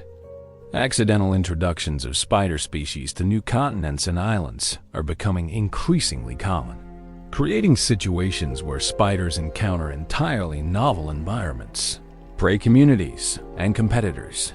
These introductions sometimes result in spectacular evolutionary radiations as introduced species adapt to their new environments. The process is similar to natural colonization events, but it's happening at a much faster pace and on a global scale due to human transportation networks. Introduced spider species often face relaxed predation pressure in their new environments, potentially leading to evolutionary changes in body size, defensive behaviors, and investment in reproduction versus survival. Some introduced species have evolved larger body sizes, increased reproductive output, or reduced defensive capabilities in environments where their natural predators are absent. Urban environments represent perhaps the most novel evolutionary challenge facing spiders today. Cities create entirely artificial ecosystems with unique selection pressures that didn't exist for most of spider evolutionary history. The spiders that successfully colonize urban environments must adapt to artificial substrates, modified light cycles, altered prey communities, and novel sources of mortality. Some urban-adapted spider species are already showing evidence of evolutionary change. House spiders have evolved behavioral modifications that optimize their web construction for indoor environments, building smaller webs with different architectures that are better suited to the confined spaces of human dwellings. Urban orb weavers have learned to exploit artificial lighting, often building webs near streetlights and building lights that attract flying insects. Some populations show evidence of evolving modified daily activity patterns that take advantage of predictable patterns of artificial illumination. The chemical environment of cities also creates novel selection pressures. Urban spiders must cope with air pollution, chemical runoff, and other contaminants that can affect their physiology and behavior. Some urban spider populations show evidence of evolving improved detoxification mechanisms and tolerance for chemical pollutants. Noise pollution in cities may also be driving evolutionary changes in spiders that rely on vibrational communication. Urban environments are much noisier than natural habitats, potentially interfering with the subtle vibrations that spiders use for courtship, territorial communication, and prey detection. Some urban spider species may be evolving modified communication signals that are less susceptible to urban noise interference. The future of spider evolution will also be shaped by advances in human technology and changing attitudes toward conservation. As we develop better understanding of spider ecology and their beneficial roles, conservation efforts may help preserve the genetic diversity necessary for continued evolutionary adaptation. Habitat restoration projects could create opportunities for spider populations to recover and diversify in regions where they've been reduced by human activities. Connecting fragmented habitats through wildlife corridors could facilitate gene flow between isolated populations, maintaining the genetic diversity necessary for evolutionary responses to environmental change. Advances in molecular biology and genetic engineering raise intriguing possibilities for the future of spider research and potentially even spider evolution itself. While direct genetic modification of wild spider populations is unlikely and probably inadvisable, understanding spider genetics at the molecular level could help inform conservation strategies and predict evolutionary responses to environmental change. The study of spider silk genetics is already leading to biotechnology applications that could provide economic incentives for spider conservation. If artificial spider silk production becomes commercially viable, the spiders that produce the most valuable silk properties could become important genetic resources worth protecting and studying. Perhaps most intriguingly, advances in synthetic biology might eventually allow scientists to design entirely new types of spider silk with properties optimized for specific applications. While this wouldn't directly affect wild spider evolution, it could dramatically increase human appreciation for the remarkable properties of natural spider silk and the evolutionary processes that created them. The ongoing global biodiversity crisis presents both challenges and opportunities for future spider evolution. While habitat destruction and species extinctions are reducing overall spider diversity, they're also creating vacant ecological niches that surviving species can potentially exploit through adaptive radiation. Some spider lineages may undergo rapid evolutionary diversification as they adapt to exploit the ecological opportunities created by the extinction of competing species. This process could lead to the evolution of entirely new types of spiders with novel hunting strategies, silk properties, or ecological roles. The timescales involved in these evolutionary processes are difficult for humans to fully appreciate. Significant evolutionary change typically requires hundreds or thousands of generations, which for most spider species translates to decades or centuries of continuous selection pressure. However, some evolutionary responses can occur much more rapidly, particularly when selection pressures are strong and genetic variation is high. Climate change, habitat modification, and species introductions are all creating strong selection pressures that could drive relatively rapid evolutionary change in spider populations. We may already be witnessing the early stages of evolutionary responses that will shape spider diversity for millennia to come. One of the most fascinating aspects of predicting future spider evolution is considering what entirely new innovations might emerge. Spider evolutionary history is punctuated by major breakthroughs: the evolution of silk production, the development of complex webs, the perfection of venom systems that fundamentally changed what it means to be a spider. What might be the next major breakthrough in spider evolution? Could spiders evolve new types of silk with properties we haven't yet imagined? Might they develop new sensory capabilities that allow them to exploit previously inaccessible information from their environment? Could they evolve new forms of social cooperation that rival those found in social insects? The possibilities are limitless, constrained only by the fundamental laws of physics and chemistry. Spider evolution has consistently surprised scientists with innovations that seemed impossible until they were discovered in nature. There's no reason to expect that this creative process has reached its limits. Perhaps most importantly, the future of spider evolution will depend on the choices that humans make about how we manage our shared planet. Spiders have survived multiple mass extinctions and adapted to countless environmental changes over their 380 million year history. But the current rate of environmental change is unprecedented. If we can learn to appreciate and protect spider diversity, these remarkable creatures will undoubtedly continue to evolve and adapt, creating new solutions to the challenges of survival in a changing world. Their evolutionary story, one of resilience, innovation, and adaptation, offers both inspiration and valuable lessons for our own species as we face an uncertain future. The spiders that inhabit our world today are the descendants of creatures that witnessed the rise and fall of countless species, survived catastrophic environmental changes, and adapted to challenges that would have eliminated less versatile organisms. They carry within their DNA the accumulated wisdom of nearly 400 million years of evolutionary experimentation. As we move forward into an increasingly uncertain future, we would do well to remember the lessons of spider evolution, that adaptation and resilience are possible even in the face of seemingly impossible challenges, that innovation often emerges from the intersection of necessity and opportunity, and that the most successful strategies are often those that remain flexible in the face of changing conditions. The story of spider evolution is far from over. In fact, we may be witnessing the beginning of some of the most interesting chapters yet to be written.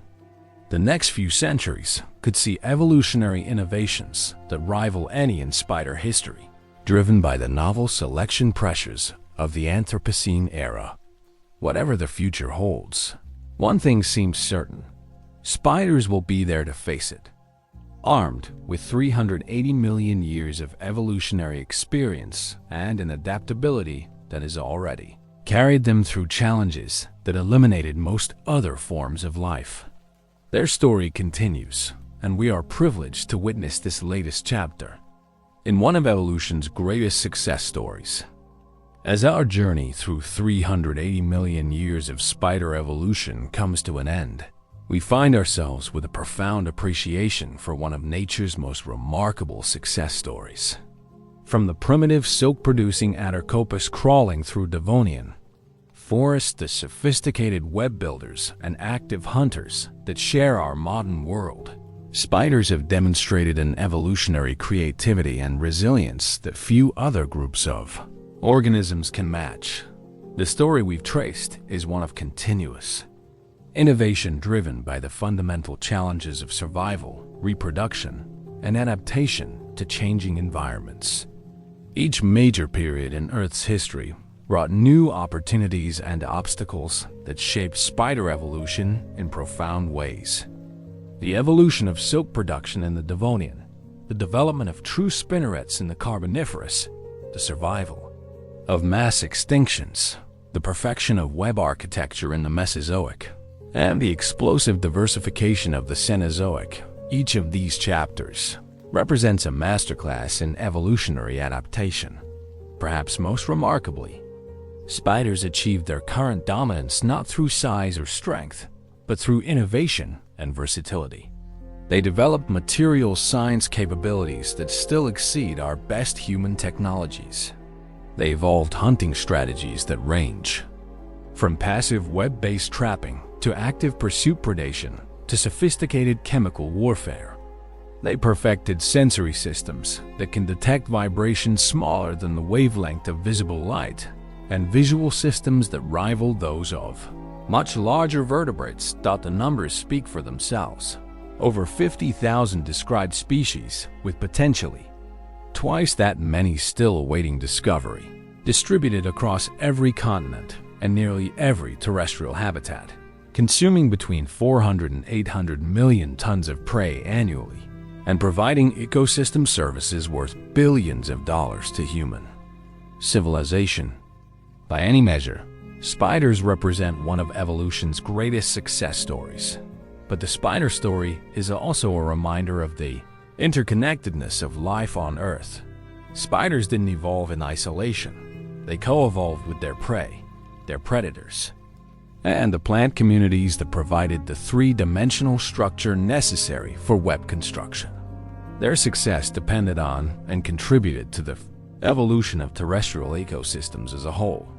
The relationship between flowering plants and insects drove much of Cenozoic spider diversification. The evolution of flight in insects opened up aerial niches that spiders exploited through web construction. The survival of spiders through mass extinctions helped maintain predator-prey balance during ecosystem recovery periods. Every aspect of spider evolution was embedded within the larger context of ecosystem evolution. This interconnectedness has important implications for spider conservation and our understanding of biodiversity more generally. Spiders cannot be conserved in isolation. They require intact ecosystems with diverse prey communities, appropriate habitat structure, and minimal chemical contamination. Protecting spider diversity means protecting the complex ecological relationships that support their remarkable adaptations. The spider story also offers valuable lessons about the nature of evolutionary innovation. Many of the most important advances in spider evolution, silk production, venom systems, web construction, emerged gradually through the accumulation of small improvements rather than sudden revolutionary changes. Evolution is typically a process of incremental optimization rather than dramatic leaps. Yet these incremental changes sometimes combine to create qualitative breakthroughs that opened up entirely new evolutionary possibilities. The combination of improved silk production with sophisticated spinnerets enabled web construction. The combination of diaxial fangs with complex venoms enabled more efficient prey capture. The combination of ballooning dispersal with high reproductive rates enabled rapid colonization of new habitats. This pattern suggests that the most important evolutionary innovations often emerge from the creative combination of existing capabilities, rather than the development of entirely novel structures or functions. Evolution is fundamentally a creative process that finds new solutions to the challenges of survival by recombining and modifying existing biological systems. The timing of evolutionary innovations is also instructive. Many of the most important advances in spider evolution occurred during periods of environmental change or ecological opportunity. The Permian-Triassic extinction created opportunities for the evolution of mycomorphs. The diversification of flying insects during the Mesozoic drove the evolution of aerial webs. The Cenozoic expansion of flowering plants enabled the evolution of specialized hunting strategies. This suggests that environmental change, rather than being purely destructive, can also be a driver of evolutionary innovation. Species that survive environmental challenges often emerge from them with new capabilities that enable them to exploit previously inaccessible opportunities. However, the current rate of environmental change may be unprecedented in spider evolutionary history. While spiders have shown remarkable resilience over geological timescales, the speed of current climate change and habitat modification may exceed their capacity for evolutionary adaptation. This makes spider conservation efforts all the more important for maintaining the genetic diversity necessary for continued evolutionary innovation.